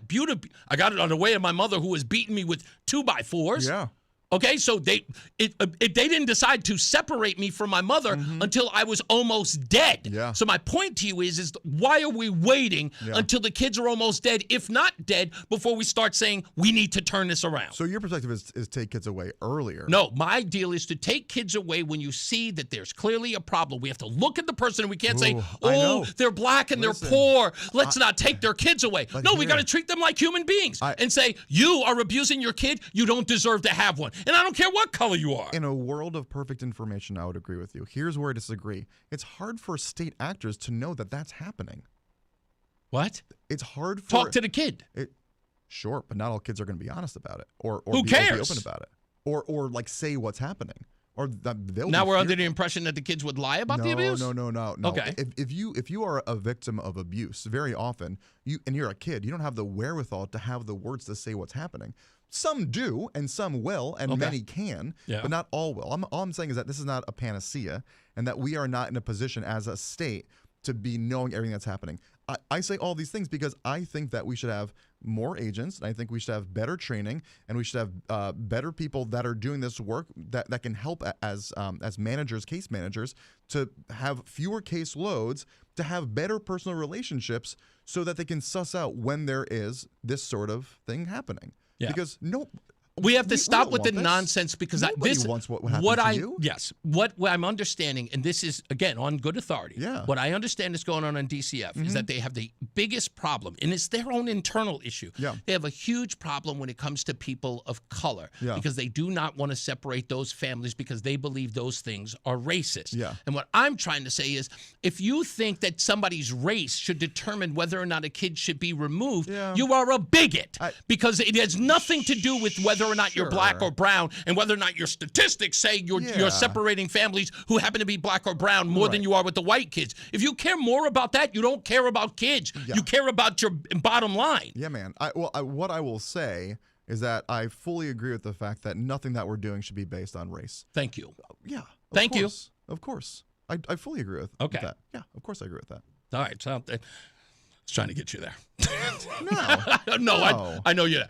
So talk to me a little bit about, before I get off this, I'm glad you're always going to be back, and I love talking to you. Yeah. What's your strategy to go up against this guy Lamont? Because I got to talk to people, because he won't. That's it. I just got to talk to people. I got to talk to a lot of people. There's a reason I went up from 7% to 13, 14%. Yeah. Mm-hmm. And we haven't spent a single dollar in advertising. I'm a lowly state representative, but the thing is, I talk to a lot of people. And when you talk with me, and you get a sense of where I stand and what we agree on and what we disagree on. And you see that I'm actually listening to what you're saying. I'm trying to focus on what we agree on. Of course, we disagree on plenty, but it's not like we disagree on everything. And the fact is that, yes, okay, I came into the legislature as a Bernie guy, and I'm more pissed at the Democrats than I am at the Republicans at this point, because I feel like the Democrats are really failing the middle class, especially if you're the ones in power. Then you're the ones that you got to blame. I can't be blaming the Republicans when the Democrats have been in power. Right. Over the course of 10 years, I worked my way up in leadership. I'm deputy speaker, caucus co-chair, and screening chair.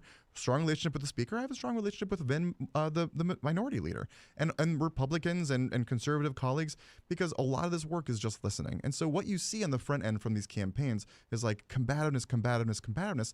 But when you're actually elected, you have to get stuff done. You got to get bills over the finish line. And we're all there to help people. And so maybe we disagree on the premises of what we're doing and how we're doing it. But ultimately, the Republicans have an incredible amount of power, and that's the power to talk. We've given them, and when I say we give them, because we have a supermajority, and we have said as a state that we are going to allow endless debate. So if they want to, they could make every single bill last for 14 hours. They could make a situation where we only get 3 bills done over the entire session, but they don't, because we get hundreds and hundreds of things done because we've reached consensus. Now, on the back end, they'll say that we weren't included and all these things, and that's fine. That's part of the show. A lot of people hate the fact that they have conceded in a lot of ways, but I get your point. But ultimately, like, the people have spoken. They have gotten Democrats into office. So we do still need to get stuff done, and we do need to protect the will of the people in that way. But I also realize that just like, man, we're just like not that far apart from each other. I think that you and I are probably closer than me and Ned Lamont, because he's living in a different universe. Yeah. When you come from that immense wealth, you just can't see the world the same way that the rest of us Who do. says that? Who are the people? Because there are a lot of people who say that you kind of you're kind of a far left progressive. Sure. I don't. You're okay with that? I don't care what the title is. Okay. It doesn't matter. Okay. I'll be called everything, which you know. Yeah, that's true. Yeah. Speaking of which, darn it, we have so much other stuff to get into. You gave a pass to these ladies who made this, who called you gay and said you were, 3 flame out of 5. I love it. I take that as a compliment, man. There's no insult there. I will share a conversation I had with a friend of mine, because I didn't even understand like what would even be the problem. And she said, well, if they were talking in a public setting about somebody being gay and that person was gay and they weren't out yet, that actually makes it potentially unsafe for them. So with that context, I understand why what they could have been doing was damaging. It's something else, but it's the fact that they actually tried to destroy the record that they're really, really I think up if against somebody's panicking and they feel like it gets out, I understand. I won't opine on that. Do I think they acted perfectly? No, I do not. Do I think that they acted in a way that means that they should give up their seat and they should be publicly, castigated? No, I don't believe that either. People say and do dumb stuff. Fine, on to the next. Yeah, but they were okay. Listen, and I agree with you. Yeah. You say what you say and then you own up to it, or you say that's not what I meant, blah, blah, blah. But trying to destroy the record, that's where they crossed the line. Yeah, so I don't know enough about that. Okay. That may be true. And I know the record went away. I don't know what normally happens. It's because I heard that it normally gets destroyed for pre-meeting, because I don't know. And also, okay, so maybe if that's the case, shouldn't have done it. If that's not the case, who cares? All that to say is all right, on to the next. I don't know. Yeah. It's like I think that a lot of this was sort of like a slow news day, and somebody was really trying to, because it took a while before it actually went to the news cycle. There were a few days where I was talking with a lot of people that were in the area, and we were just talking it out. I think people felt bad for me, and what I did, I wanted to keep on telling people, I'm good. I'm fine. Right. Well, if you're okay, I mean, there's nothing for me to be offended about if you're not offended. What's there to be offended? Listen, I still think they were. I think they were just a bunch of catty bros. I remember, I'm like 6 or 7 years old. I'm in the house. My mother says, "Josh, do you like boys?" And I'm like, "Not really." And she's like, "Okay." And that was it. That was it. People have questioned my sexuality from the time I was a you kid. and me both, my friend. Who cares? Yeah, I don't Who cares? And what I've been saying is okay, if I'm 20 and I'm still figuring my own self out, I'm no, I'd be angry about it. But now as a 41-year-old man, I just, these people are my friends and my family and my allies and it's just I don't know. Whatever. I don't care. I got to take a hardcore break because the traffic and weather's coming up. Let's get to him. Mark Christopher, he's in the BPS Lawyers Traffic Center. Can you stay for one more quick break? I'll stay for one more. Okay, you got it. We'll be back. Josh Elliott is here, and Mark Christopher's in the BPS Lawyers Traffic Center. Hey, Mark. All right, Reese, thank you very much. Well, if you're heading in the eastbound side of 84, look out for an accident between 43 Park Road and 44 Prospect to Oakwood. It's in the right lane there, so you're a little bit slow there. there. Westbound 84 looks good, burning out into Farmington. Seeing a little reduced speeds, 91 southbound as you move from exit 40, the Bradley connector down to exit 35 in Windsor because of the weather. Northbound 91's okay, Cromwell up into Windsor. 291 through 84 okay, 2 eastbound moves well, Glastonbury to Marlboro. Quiet Middletown. Waterbury's okay, 84 and 8. 91 in the Parkway moving very well, heading down in toward New Haven. Traffic and weather together on the 8th WTIC News Talk 1080. WTIC weather. Cloudy and cold the rest of this afternoon with snow mixing with sleet and freezing rain at times, keeping untreated surfaces quite slippery. Snow and sleet accumulating up to an inch or so, high 32. Rain freezing on some surfaces this evening. Remaining cloudy overnight with areas of freezing drizzle. Watch for icy spots. The temperatures won't drop all that much. Tonight's low right around 30. Clouds give way to partial sunshine tomorrow, warmer than today with a high of 52. Then becoming cloudy tomorrow evening. There'll be areas of freezing fog late tomorrow night, low 26. Cloudy and cooler on Thursday with occasional rain and drizzle, high 43. And rain will then continue Thursday night with a low of 34. Leftover rain and drizzle Friday morning, otherwise cloudy and chilly on Friday with a high of 39. Heading into the weekend, mostly cloudy on Saturday and not as chilly, high 52 degrees. Sunday, perhaps clouds to start, but then some sunshine and warming up to a high of 59. I'm Bob Larson of the WTIC Weather Center. This is WTIC News Talk 1080 with Brian and Company in the morning, Reese on the radio in the afternoon, and news around the clock. WTIC and WTIC FM HD2 Hartford and Odyssey Station. 29 degrees with some light snow at 5. I'm Dave Mager, WTIC 1080 News. The State Inspector General says the mentally ill man shot by Hartford police Friday has died. Stephen Jones was 55. In a statement issued yesterday, the IG's office says Jones was armed with a knife and surrounded by police when Officer Joseph Magnano fired 9 shots at him. Jones was pronounced dead this afternoon at about 3 p.m. The Inspector General is investigating the case and the case of Everard Walker, who was also fatally shot by Hartford police almost 2 weeks ago, also on a call related to a mental health crisis. Wall Street in the red 3 days after the U.S. and Israel attacked Iran. The Dow closed down 404 points. S&P was down 65. The NASDAQ was down 232. U.S. intel said there was no imminent attack expected from Iran before the war started.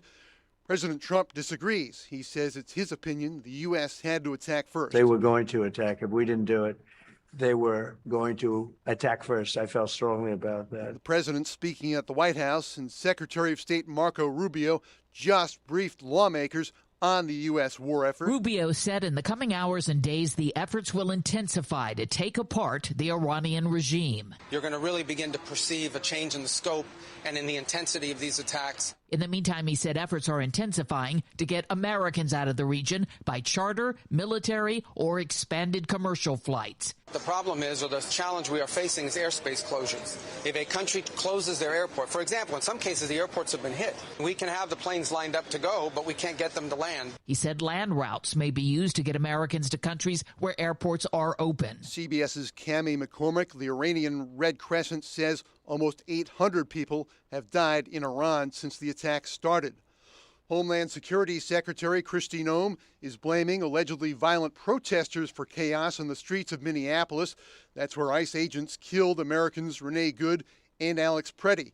She appeared before the Senate Judiciary Committee. Senator Richard Blumenthal asked her about Miramar Martinez of Chicago, who was surrounded by ICE agents and shot. And one of them pulled out his gun and fired at her moving vehicle, hitting her 5 times. She almost bled to death.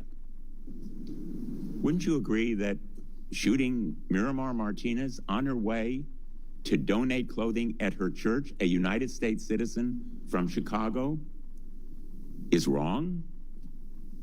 Sir, I don't know the situation or the case. I'll look into it to ensure that all the procedures are followed properly. I'm glad you'll look into it. Miramar, by the way, was falsely charged with impeding law enforcement, but the case actually fell apart. The judge dismissed it as being trumped up. Noem blames Democrats for the current congressional funding shutdown, calling it reckless. Democrats are seeking reforms from ICE. The midterm elections are underway with primary day in Texas, North Carolina, and Arkansas. There are Senate primaries with Democrats Jasmine Crockett and James Tellerico facing off in Texas, and its incumbent Republican John Cornyn facing Attorney General Ken Paxton and Congressman Wesley Hunt on the Republican side in Texas. In North Carolina, Democrat Roy Cooper and Republican Michael Whatley are the favorites. Again, on Wall Street, the Dow closed down 404. The S&P was down 65, and the NASDAQ off 232. In sports, before free agency, the Jets placed the franchise tag on running back Breece Hall.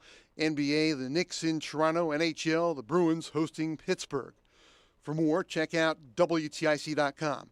I'm Dave Maker, WTIC 1080 News. Wesley Financial Group is not a law firm. Hi, I'm Chuck McDowell, the timeshare cancellation guy and founder of Wesley Financial Group, and I want to set the record straight. I am not an attorney. I've never wanted to be an attorney, and the truth is I really don't even like attorneys. If I sound like an attorney or if I look like an attorney, I'll apologize. But what I've learned in my 15 years in the timeshare cancellation business is you don't need to be an attorney to get folks out of their timeshare. At Wesley, we've helped over 40,000 families cancel their timeshare without me being an attorney. And I want to share with you how we do it. Just give my office a call, and you will not talk to an attorney. And I guarantee if we take you as a client, we'll get you out of your timeshare, or you'll pay nothing. Call now for your free information kit. 800-714-9090. 800-714-9090. 800-714-9090. The hour that packs a punch. It's Reese on the Radio on WTIC News Talk 1080. Josh Elliott is sticking around, and he's got a dinner and other places to go to. He's got to return the suit because it's a rental. No, I'm kidding. That's right. That's right. Hourly, too. I'm teasing. Real quick, because I got you here. I want to take the couple of minutes if I can. Please. Is it going to be difficult for you to go up against Ned Lamont? Because in a lot of ways, he's a billionaire. Well, hear me out. The problem is that in a lot of ways, you kind of still agree with Ned Lamont. There is no daylight between you. You're joking. Well, I'm sorry. You're okay with the housing bill. You're okay with, you don't know much about 5044, so you have to, we'll find out where you sit on that the next time I talk to you. Yeah. But you seem to be kind of aligned with him, are you not? Where do you two separate each other, aside from the fact that he's a billionaire? Buddy, I am so focused on our tax structure. This has been my thing for the last 10 years. It will be my thing until I die. If we have a tax system that says if you are wealthy, you can pay less as a percentage than everybody else, how is that different than monarchy? We are cementing generational power. I have a big problem with that. He is the focal point of this. Connecticut has one of the worst wealth and income disparities in the entire United States, and he is keeping that system. He single-handedly is keeping the system in place because the legislature is ready to make those changes and help working families out in Connecticut. He is the person who kills these bills. Why did they... Well, yeah, you can answer this. What happened with no taxes on tips and no taxes on overtime? What's your position with that? I mean, my feeling is people that get tips are people that are probably going to be served by paying a little bit less into the system because, A, all the money that they make is going to be going into our local economies anyway. That's right. They should be getting the help. I don't know enough about the background of that idea specifically to know why that died, but I would be very much on board this idea of not taxing tips. How about overtime? Overtime? Overtime is interesting. I think I'm still okay taxing overtime. I don't know. What's your take, man? Convince me one way or the other. I think it's a great opportunity, but you know what? When we come back real quick, I'm going to ask you about Betsy McCoy's plan to eliminate the income tax in the state and see where you stand there. You think it's crazy? Okay, all right. So I'm glad you're staying. All right, we're going to come back to you in a second. Let's get another check of traffic and weather. Mark Christopher, he's in the BPS Lawyers Traffic Center. Hey, Mark. Hey, Reese, thank you very much. The only thing I see right now on the eastbound side of 84, just use caution between exit 43 and 44. We have an accident on the right shoulder there. No delay, but definitely use a little caution going through there. Westbound 84 is quiet. 91 southbound, you'll see a loss of speed between 40 and exit 33 Jennings Road as you move Windsor Locks into Hartford with the weather. Northbound 91's okay, Cromwell up into the Windsor Locks area. 291 384 moving well. Quiet Middletown. Waterbury looks good. 91 of the Parkway. No issues toward New Haven. Traffic and weather together on the 8s. WTIC News Talk 1080. WTIC weather. Your weather advisory in effect this evening. Still some freezing rain out there as we start this evening. Watch for slippery areas. That'll be tempering to drizzle. Temperatures will hold nearly steady at or just below freezing. Then becoming warmer tomorrow. Clouds, a few peaks of sun, a high of 52. Becoming cloudy tomorrow night. Late night fog, freezing fog as we drop to low of 26.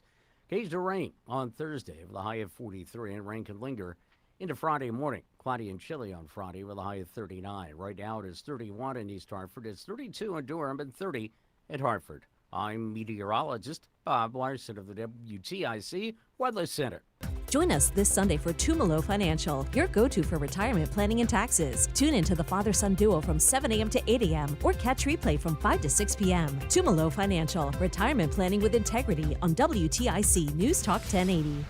Wisdom teeth giving you trouble? Columbia Dental's expert oral surgeons specialize in comfortable and efficient wisdom tooth removal. Open 7 days a week. Call 860-645-0111 or visit columbiadental.com. Low testosterone can be a real problem for many men. It causes poor sleep patterns, decreased energy, brain fog, low sex drive, and it makes it tough to stay in shape. And as we all know, a healthy body is important to our overall health and well-being. This is Dale for Northeast Men's Health. And if some or all of those symptoms sound like you, we can likely help you be done with low T. But more than this, we can also help you lose weight, support your metabolism, improve your gains in the gym, and more with our new targeted body composition plans featuring GH peptides, NAD+, GLP-1, and more. Our low T protocols, applied in conjunction with our body composition plans, will help most men see real improvements, true weight loss, higher energy, improved sleep, stronger workouts, and a renewed sex drive as well. So call us. Your initial visit is just $99 and includes blood work and a medical consult. And if you start treatment the same day, your visit is free. Call 800-930-5956 or visit northeastmenshealth.com.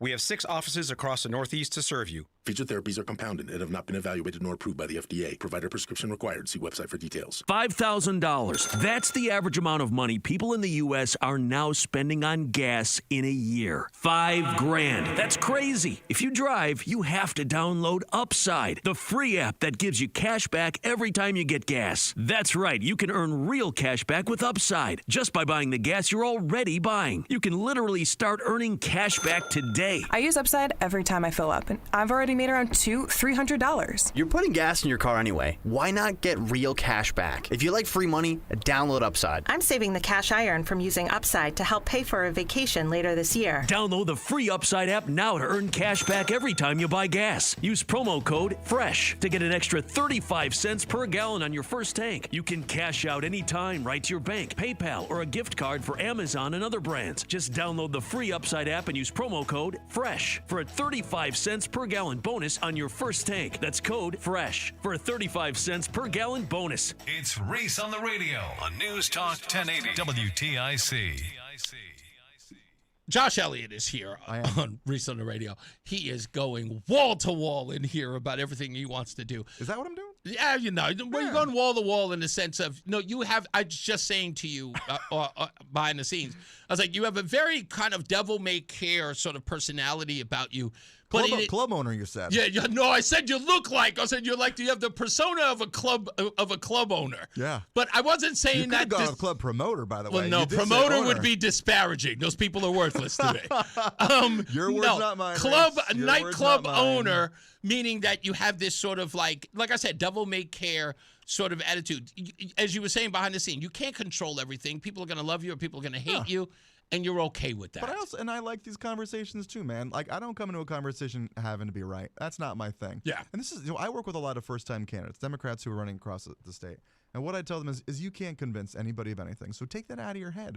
What you can tell people is why you're convinced. Yeah. And if you do that, then you can have an authentic, real, true, honest conversation. But if I come here and I'm like, I'm going to convince Reese that I'm right. I can't convince you of anything, man. You have decades and decades of experience of like building up your cases, building up your points. And I'm here to hear what you got to say. I'm going to tell you what I think, but I'm not like, I don't know, what are we trying to accomplish? Let's just enjoy the conversation. Yeah, man. That's exactly. Look, you know so many people in the legislature. Yeah. When you get around them, do me a favor. Tell them, hey, I was on Reese on the Radio the other day. You should go do his show. Yeah. You have no idea how much. Are people afraid to come on your show? Of course they are. You're a gentleman. I'm a great person. I'm a freaking delight. You rolled out the red carpet for Absolutely, me, man. I always do. This whole steak dinner you provided. Hey, all right, don't lie. Moet Chandon there is you had no over here. champagne. I mean, it's no, nice. no, You have sir. a few Do not confuse the pink champagne for champagne. This guy's treating me real well, guys. I try. No, but you should tell people, because I would love to have a conversation with them. That's all I want to do. I want to tell you something. Yes. So there is this sense from Democrats that we can't be on shows like this and we can't be talking to conservative folk because all we're doing is amplifying your voice. But, like, your voice is amplified without us. I'm not amplifying your voice. You don't need us. That's an incredibly weird way to look at it. But the idea is that by being on this show that we legitimize like conservative ideology. But my feeling is that the nucleus of conservative ideology is right. I think the nucleus of progressive ideology is right. I don't think that both of those things are counter to each other. I think they can work together. And for a long time, you could be conservative and progressive in our country. That existed. It's very true. It's very true. I remember it. You're so funny you talk about that. Yeah. I remember the days of Paul Tsongas where that was possible. Yeah. You know, and some of my friends who were very conservative liked a guy like Tsongas. Yeah. And it was like, oh, that's weird. But it was a time. I think more conservative folk need to hear from me, and I think more liberal folk need to hear from you, and just to hear it. There's a lot of like hearing and then judging. What if you just hear and then hear it? That's all. I think you just need to be able to hear all these voices. Now, I don't consider you. Now, this is going to be, and I want to see where you go with this, but like I don't consider you to be like Fox News. Like that. Okay. That I consider different. I consider this. I do. I consider this like just an authentic conversation. Yeah. You aren't trying to like shove something down your viewers' throats, my throat. You're just having a conversation. That's where I feel like it's different. This just so it's like, why wouldn't I be here? Yeah. Why wouldn't my colleagues be here? So I'll come on your show whenever you want me, buddy. And you have. And every time I've asked you, you found the schedule to come in, and I don't care. The reason why I said I wanted you in last week, but you were like, I can't be in until Tuesday. And I was like, you know what? Josh is a mensch. How do I not have him in when he, you know what? He can come in on Tuesday. I don't care if it stays away from that story. Fine. I want to have Josh in here. One, because I want to prove to these people that, you know, look, I don't agree with you guys on an ideological level a lot. But it's, in fact, my core listeners say, Reese, why do you even give them that, you know, the opportunity? I'm like, I'm never going to understand where they come from and why if I don't have a conversation with them. It doesn't, again, it's not about whether or not we convince each other, as you said. My feeling, too, is that, like, if I can just be a little less scary to your listeners, then that's a win, too. No, it is a win. I'm not trying to win anybody over here, but maybe just be a little less scary, because I just feel like there's so much demonization that happens, like, questioning the motives of other people. We all just want to live like good, healthy lives. We want to make sure the kids are safe, man. Maybe we have different ways of coming at it. You have different experiences than I do, and like ultimately, it's these conversations that end up providing better answers. You don't get good answers when everyone agrees out the gate. You get better answers when all of a sudden you're disagreeing, and you suss out, well, what are we disagreeing on? Because then when you have those hard conversations, then you can figure out like where those actual points of understanding are. Would you be if you were to get there, if you were to make it in office, you would beat Lamont, beat any one of the Republican candidates, and you're there.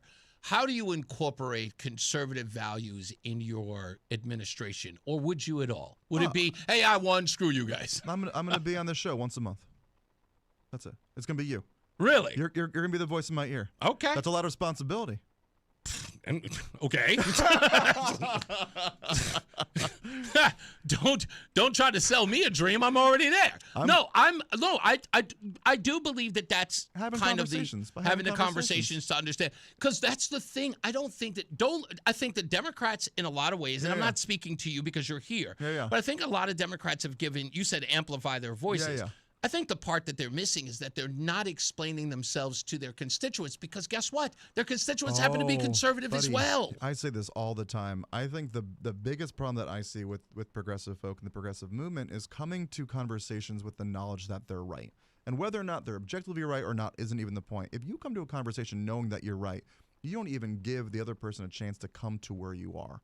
Because they're already going to be like, oh, screw I don't you. have to convince you. Yeah. Yeah, because you're already wrong. I've determined you're wrong, so I have no way to convince you. You got to be having conversations. Even if you feel like 100% you can't be wrong, you still got to get people to be with you. Yeah. And but to be able to do that, you got to listen.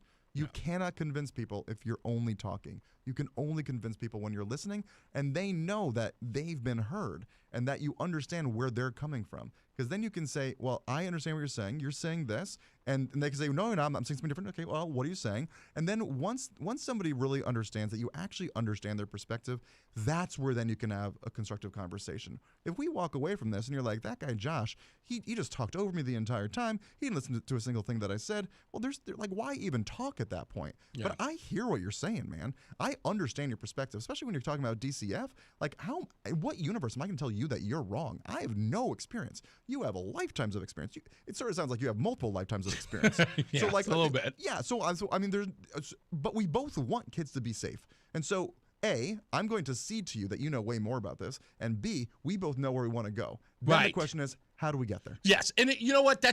There is such a problem that I find, and it isn't a progressive issue. I think that in opposition to conservative values in a lot of ways, I tell people all the time, if you're only thinking about the goal, you're missing the journey. Yeah. Right? That's right. So because, again, there's like, I know we want all kids to be safe. And I'm like, okay, there's a process to that. We can't get to the goal first and then worry about all of the damage we've done in its wake. Yeah. We really have got to get there in a step-by-step basis.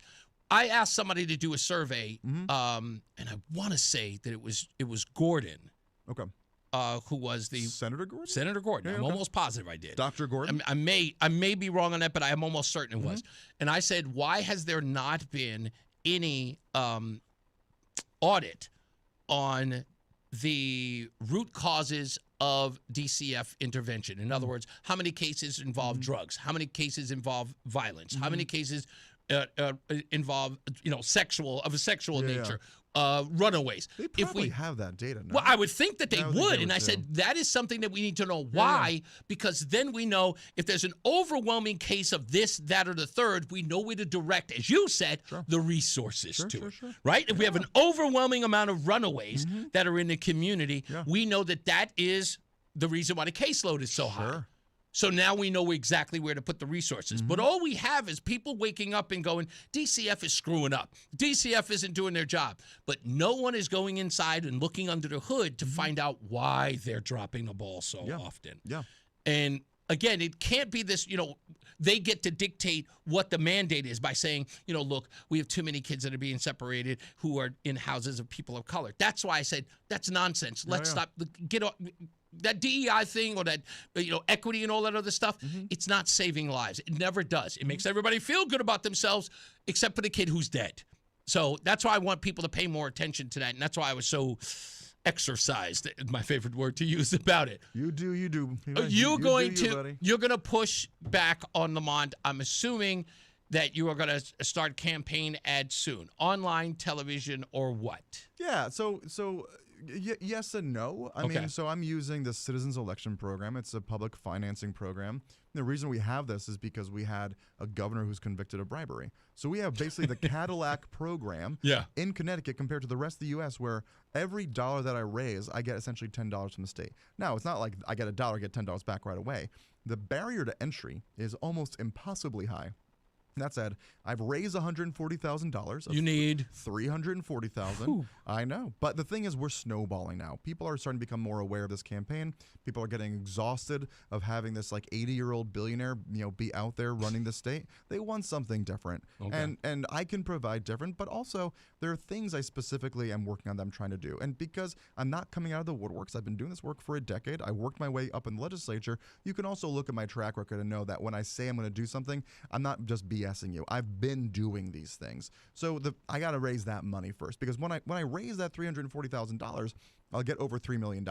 And so that money's got to go somewhere. So it's going to be going towards ads. It's going to be going towards, hiring up and getting people out indoors and all these things that go into a campaign. But right now, everything is so tight in terms of money, keeping sure that I have enough money to pay for the staff right now. Because I raise this money, I can use that money. Right. But the goal of raising the money is not to spend it right now. It is to unlock that grant to then get more and more name recognition. Well, I want to see the two of you lay out your vision for Connecticut. Yeah. Many people believe that. Are you left of Mom Donnie, just for the people who ask? Am I left of Mom Donnie? I would say there's not much that Mom Donnie believes in that I don't believe in. I'll put it that way. Okay. That's a dangerous statement. I'm a scary guy. I'm sorry. Here to scare people. He's not doing very well. What do you mean he's not doing well? He's Did you see not. this whole thing in terms of like snow removal? It happened quicker than they've ever before because he said we're gonna just pay people to do work, and they did, and the snow was gone. I mean, it's just real. Yes, simple, but man. he made Simple them. stuff. He made people show up with 2 pieces of ID. By the way, where are you on the whole thing with the voter rolls? On, that's crazy. Come on, the voter rolls to the federal government. You think that the federal government is going to be nefarious with the people's information? You don't trust them? Are you joking? Of course I don't trust them. Are you joking? Of course I don't trust them. I'm terrified. Okay, right now. wait. So, wait. Hold on. What do you? I'm messing with you, man. I'm sorry. No, I know that. Listen, I know you don't trust this administration. Yeah. However, there are a lot of people in the state who believe that the elections here are kind of shiesty. Of course, Wanda Pataki notwithstanding. Sure. You do want to see this new vote. Oh, there's got to be definitely some protections put in place for the way that we do our absentee balloting system.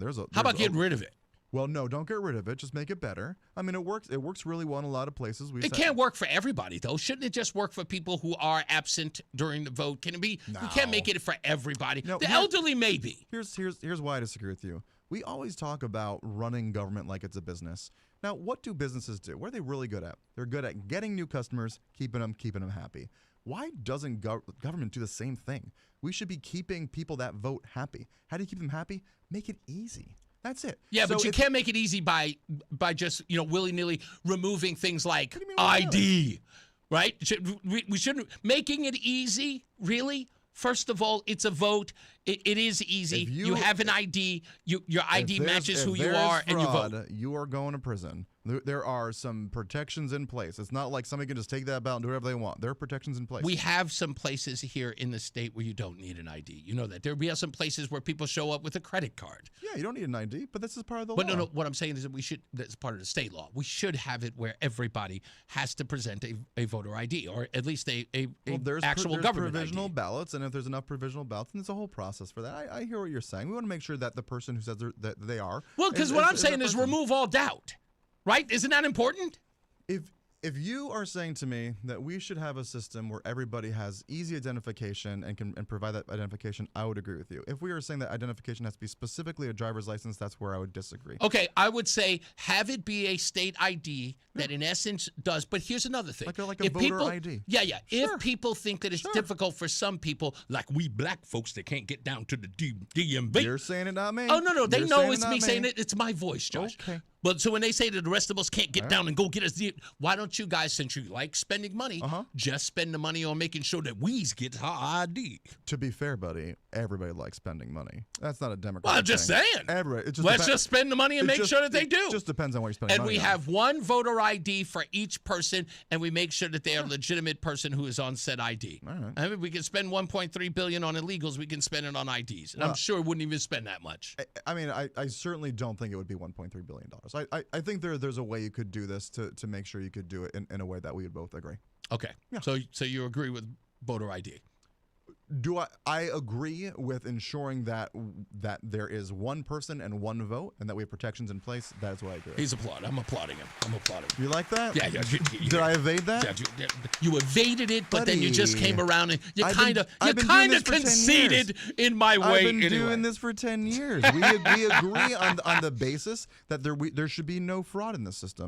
I don't think there should be fraud. No one wants fraud. Absolutely. No one wants cheating. Good. We don't. No, neither of us do. Right. Yeah. Okay. Good. Well, you guys have to stop fighting us. By the way, get on board with this J. Allen Jones thing. I need some help on this. J. Allen Jones is the guy that was killed in the correctional facility. I'll give you his name. In fact, I'll give it to Aiden and just look it up. We're trying to get William Tong to release the video of his murder inside the correctional facility. I think some of that, and I just might know too much about this, but I think some of that is that when the video is released, it provides like too much information about the inside that's like a security risk. But I'm not. No, sure. that was William Tong's argument. That's his argument. Yeah, it's completely bogus. Yeah. It was supposed to be released after Thanksgiving. Okay. We're in March. Okay. But anyway. Yeah.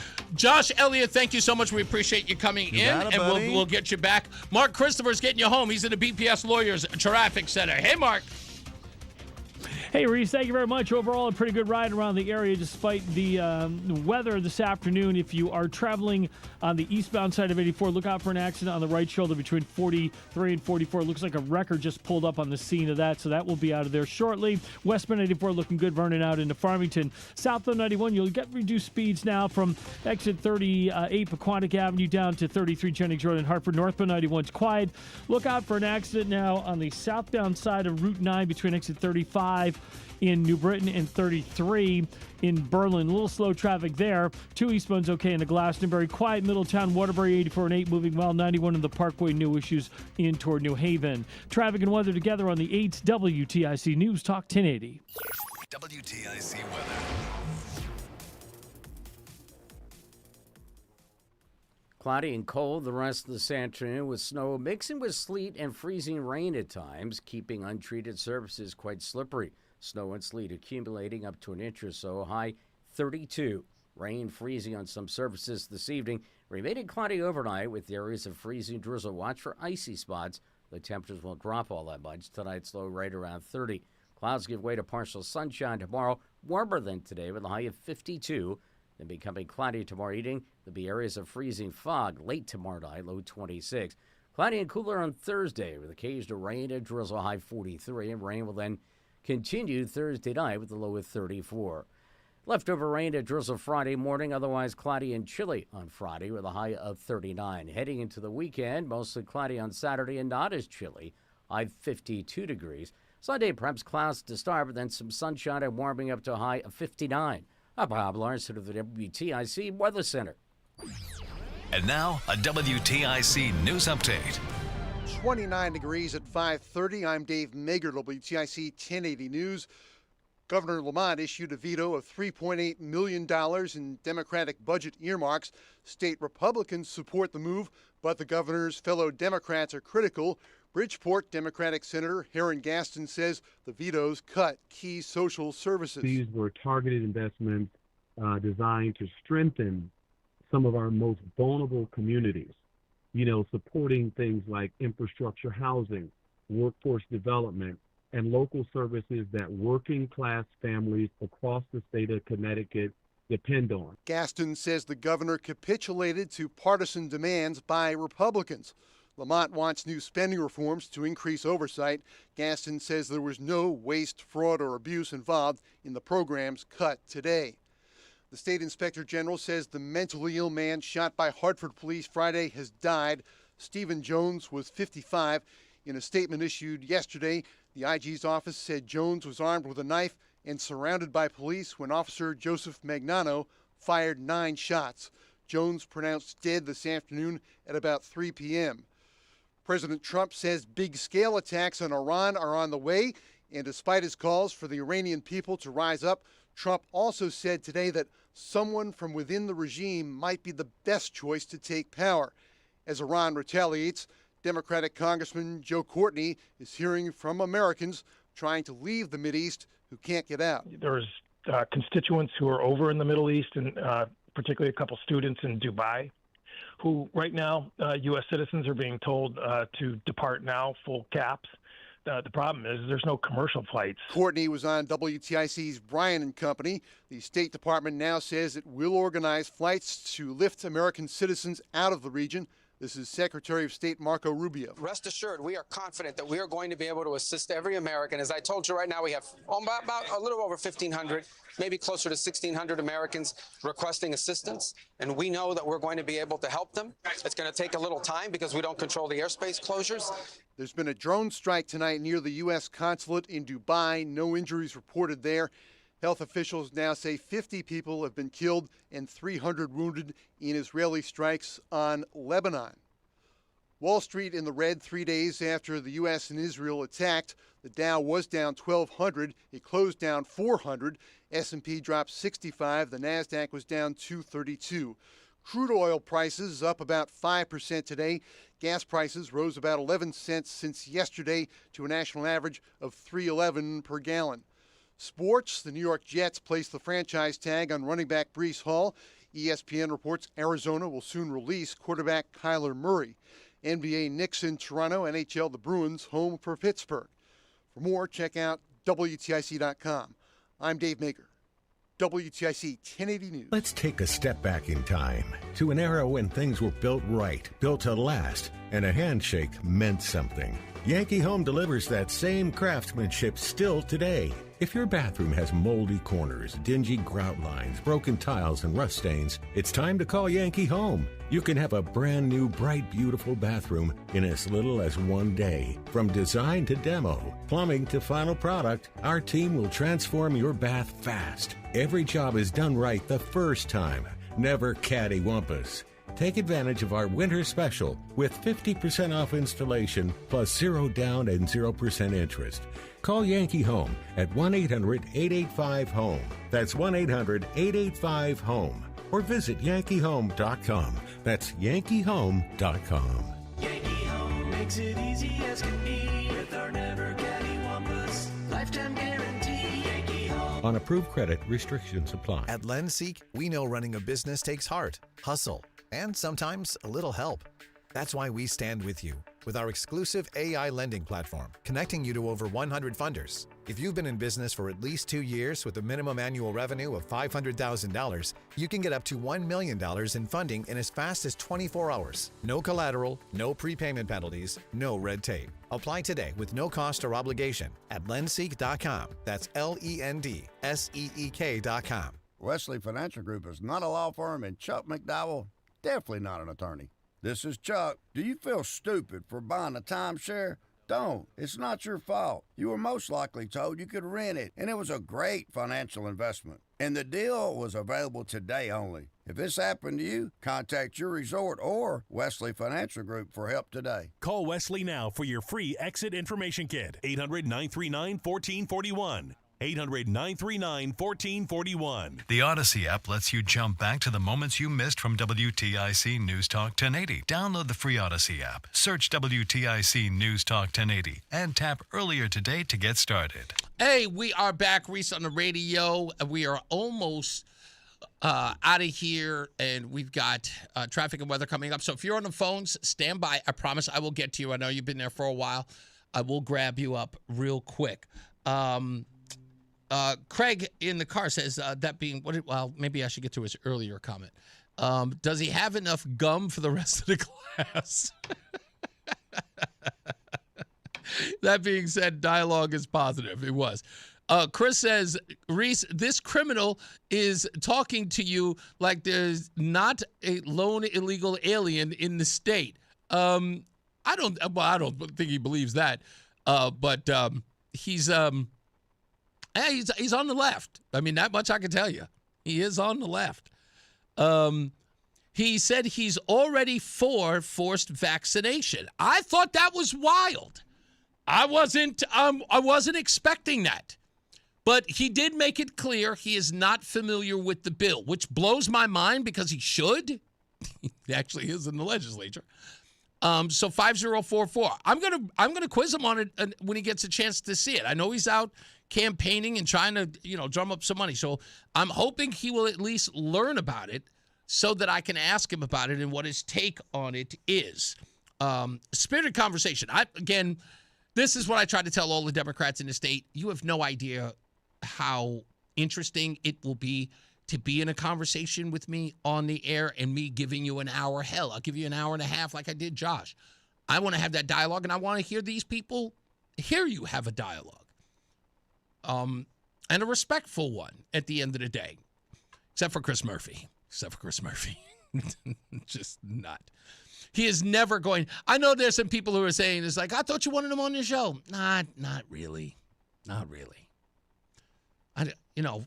It's difficult for me to say out loud that,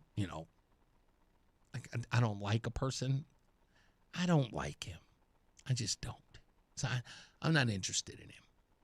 He's a liar and he's a worm.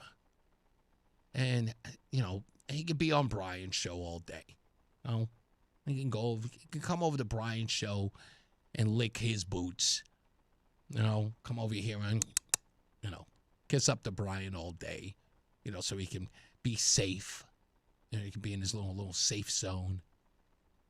So if he gets a tough question, he could deflect. But he doesn't want to come here.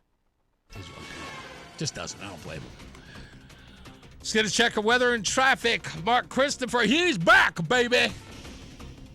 I didn't ask him where he was, but that's just another thing. Lone Star State. Oh, you were in Texas. I was in the Lone Star. You're a former... My former dwelling. You were San Antonio. San Antonio. Where were you? Houston. Oh, okay. Well, that's okay.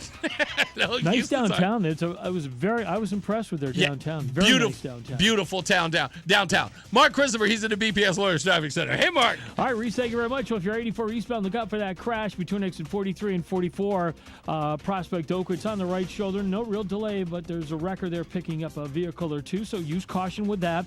Westbound 94 looks good. Southbound 91, northbound 91, you're losing some speed because of the weather between exit 35 and exit 40, the Bradley connector, so look out for that.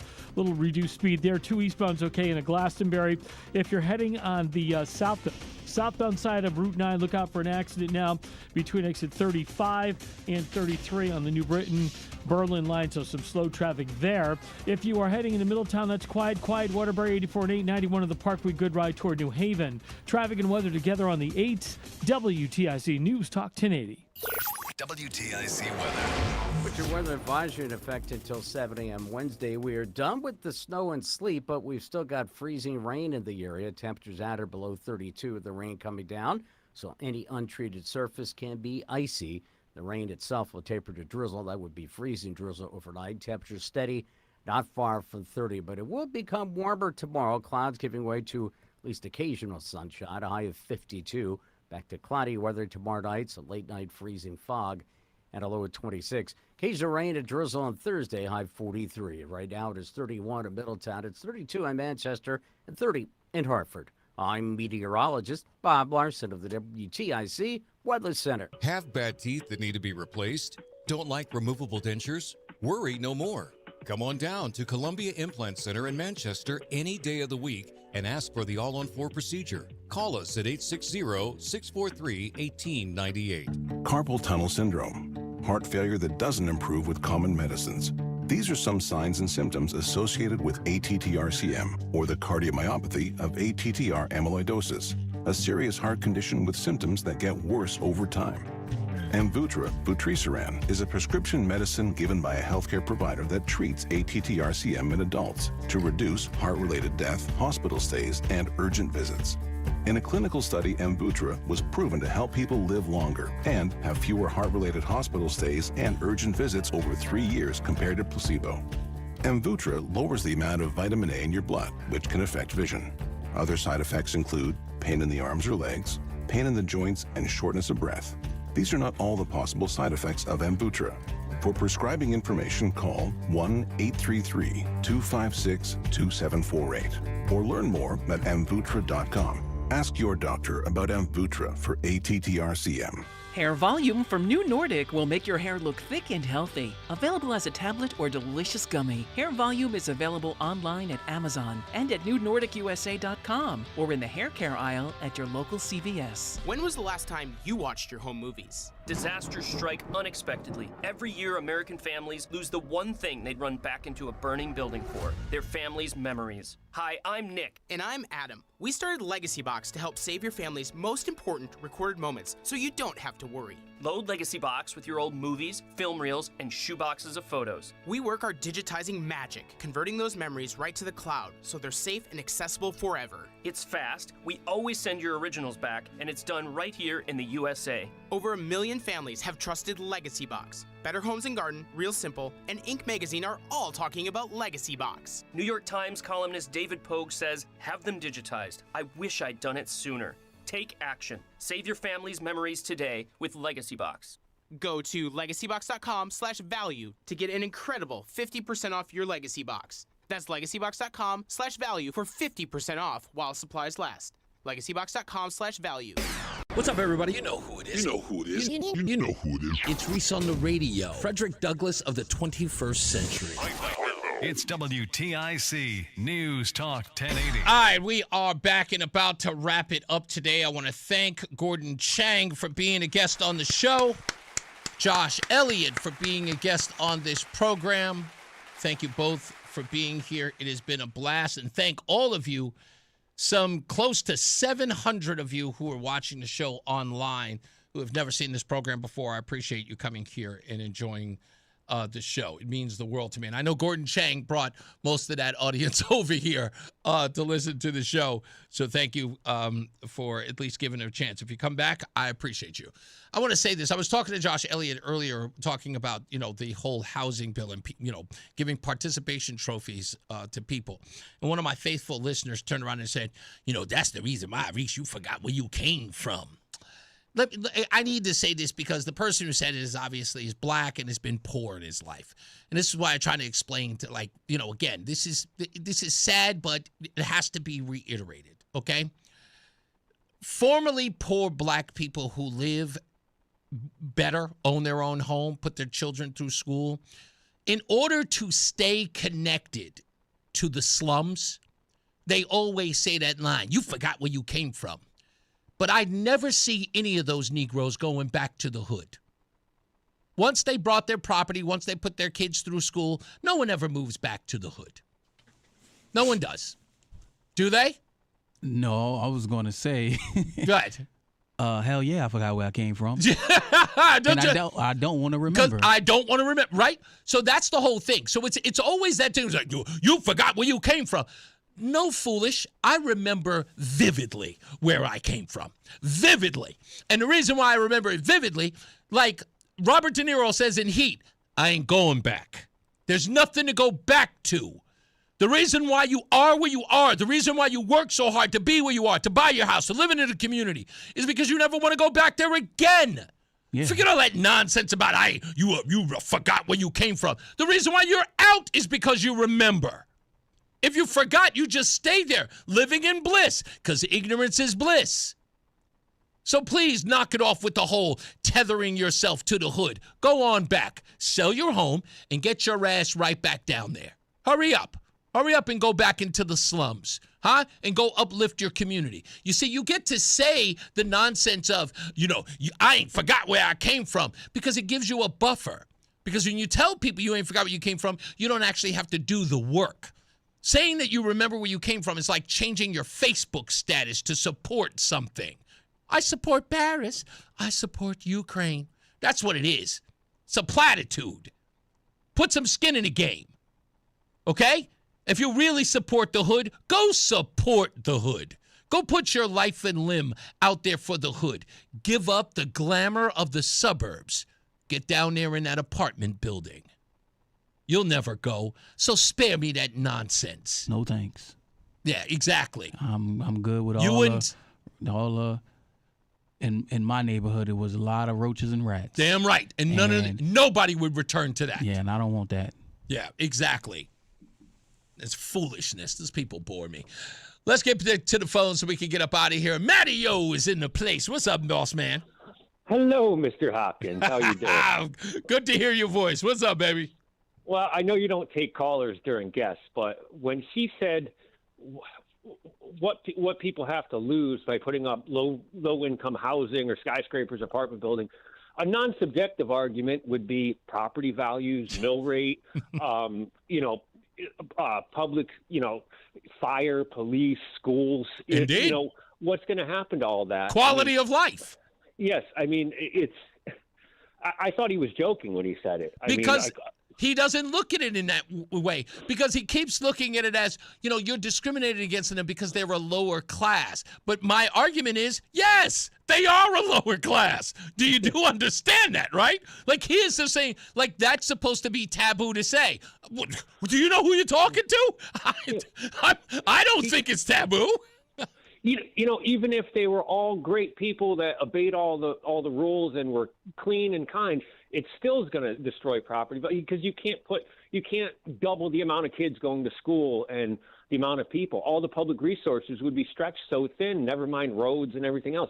If the community is not designed for that many people, you can't just plop them in there and expect it to work. 100% true, my friend. How you been otherwise? You okay? I'm doing great. I was actually going to call you later this week and ask you something. So. Okay, give me a holler. You got my number. Yep. All right, talk to you soon. Dan is in Manchester. Hey, what's up, Dan? How you doing? I'm good, sir. Hey, we've got a few things. This guy sounds like he is another one of the liberals who hasn't been attacked that he doesn't like.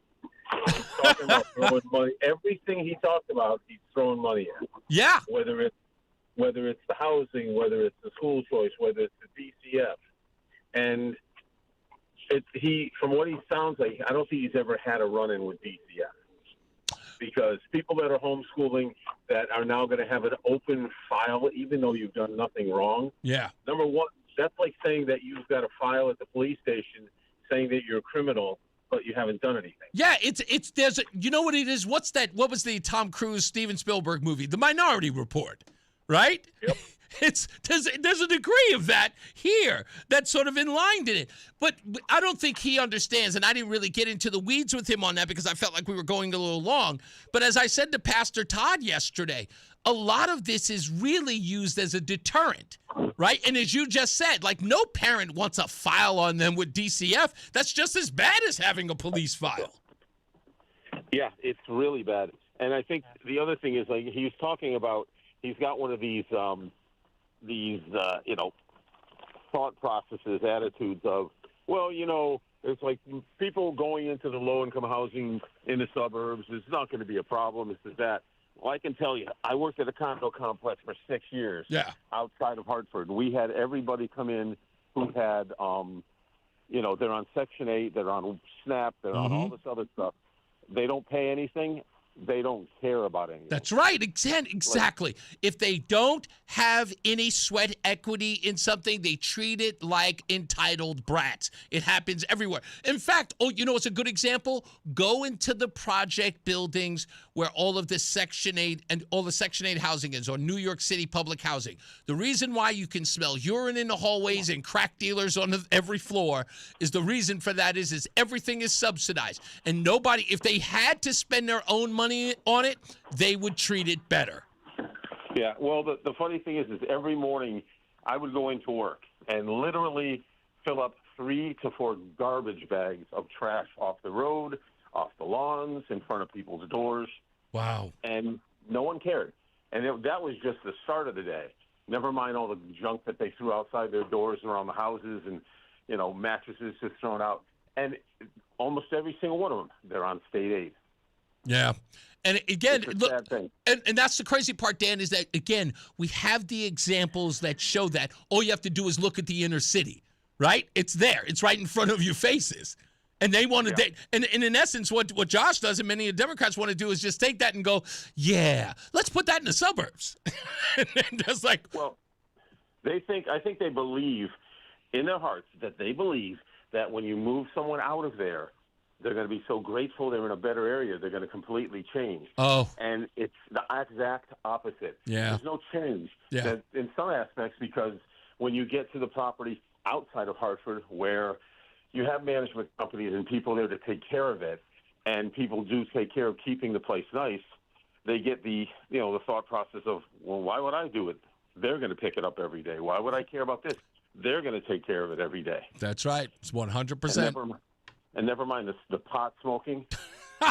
When you have it, it's an old apartment property they converted to condos years ago, and it was a 3-story building. And I mean, you walk the hallways, and all you smell is pot, because with a negative ventilation system, it draws it out into the hallways and then out of the building. Yep. And everywhere smells like marijuana. Yeah, it bothers me because I have to smell it everywhere. Like I said, it's I don't even want to get into it.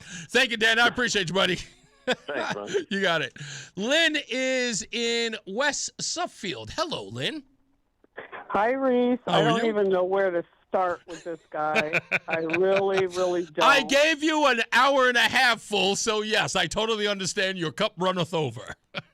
But if you ever have him back on, you really need to take phone calls, because I wanted to ask him if he'd wanted to move to Hudson Street in Hartford. There's a beautiful apartment there. I lived there for 3 years. And see if he'd be willing to go. I'll give him a tour of it, too. He can rent an apartment there, all right?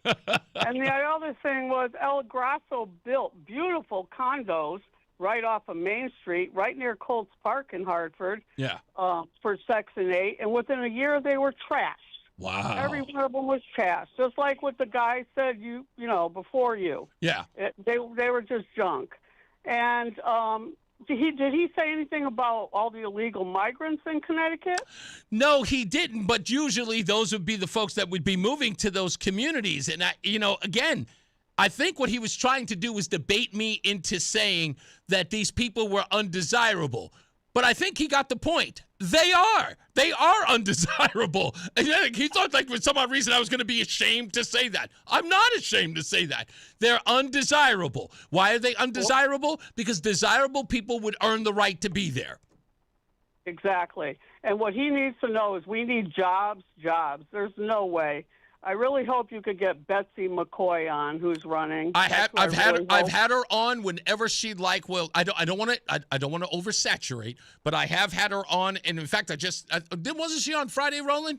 Yeah, she was on Friday. She called in because she was talking about her tax plan. But I try to get her on as often as possible. The same with Fazio and Aaron Stewart. So whenever they're available, they're free reign to come here. I wish their opponents, Lamont, would come on. Josh has already been here. I would love to have Lamont on.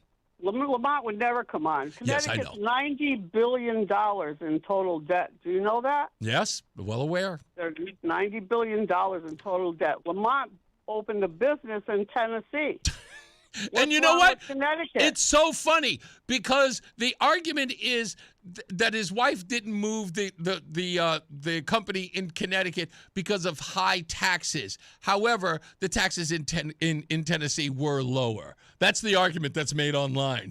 Well, he makes the taxes in Connecticut, right? Exactly. It's like, it sounds like you're trying to be like double-fisted nonsense in all of this. Like we're not supposed to realize that.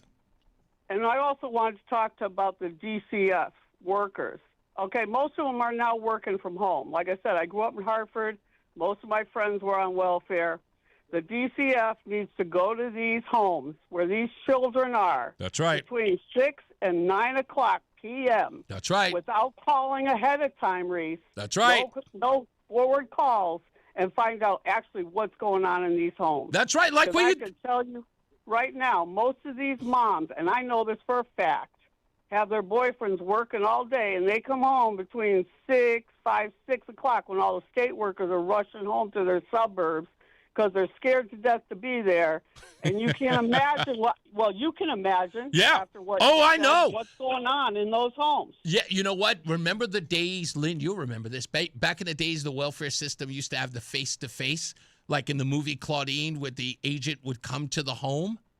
Yes. Yeah. Yes, but they would call them ahead of time and tell them they were coming. Yeah. So they would clean up the house. Yeah. They'd get rid of all their boyfriend's clothes and, everything looked nice. You know what I'm saying? I'm not stupid. Come Lynn, on. you know it better than anybody. Absolutely. Exactly. People used to say, why do they have all these beautiful cars parked on the side streets and we were riding around in junks? Well, their boyfriends are working all day and you fools are paying for it with your taxes. Damn right. Thank you, Lynn. As always, it's a pleasure. Okay. You got it. Have a good one. Oh, can I get Gary real quick? Gary, real fast. Can you jump in here? Yes, I could. This time it's not my fault. I was waiting online. Well, I'm sorry, buddy. I'm sorry. You got. I want to ask you something quick. I want to make a point of what somebody said. Go ahead. I'll give you an example. What time is the meeting tomorrow at Agape? 8:30. The AA meeting? Yeah, 8:30. Okay. All right. So I want to give you an example. I was going to comment on the Democratic guest that you had, but you know who Chris Poulos is? No, doesn't ring a bell. He's a state rep from Southington. When he was running around town, and I would run into him at the two coffee houses, and he was presenting himself as saying the same exact things that your guest was saying. Really? Like, oh, yeah, I'm in the middle. And soon as and I used to call him on it. I mean, I would talk to him very, As soon as he gets in office, he goes far left. Gary, I got to leave it there, man, but thank you so much. I'll see you tomorrow. All right. Let me get up out of here. As I always say, folks, radio is free, so we thank you for paying attention. Remember to keep JC in your hearts and in your minds. Sean Patrick, we love you and we miss you. Remember that panic is not planning, so plan your work and work your plan. I'm Reese on the Radio. You have a good night. Pleasant tomorrow. We'll see you back here at 2 p.m. a.m. Mark Christopher, he's getting you home. Is it still snowing? It was earlier. Yeah, I'm not seeing it. It looks like it's either changed over to rain or maybe some mixed precip. It doesn't look like anything is sticking on the road. And it's supposed to be 50 tomorrow. Yeah, we'll take it. And I guess maybe some 60s next week, maybe Tuesday. Oh, so it's coming. Loving it. And, of course, daylight savings time starts on Sunday morning around That's 2 right. a.m., baby. Good night, Mark. Can't wait. Have a great night, Reese. If you're heading into Hartford right now, 84, both directions, okay, Farmington to Vernon. 91 southbound, you'll lose a little speed in the Windsor exits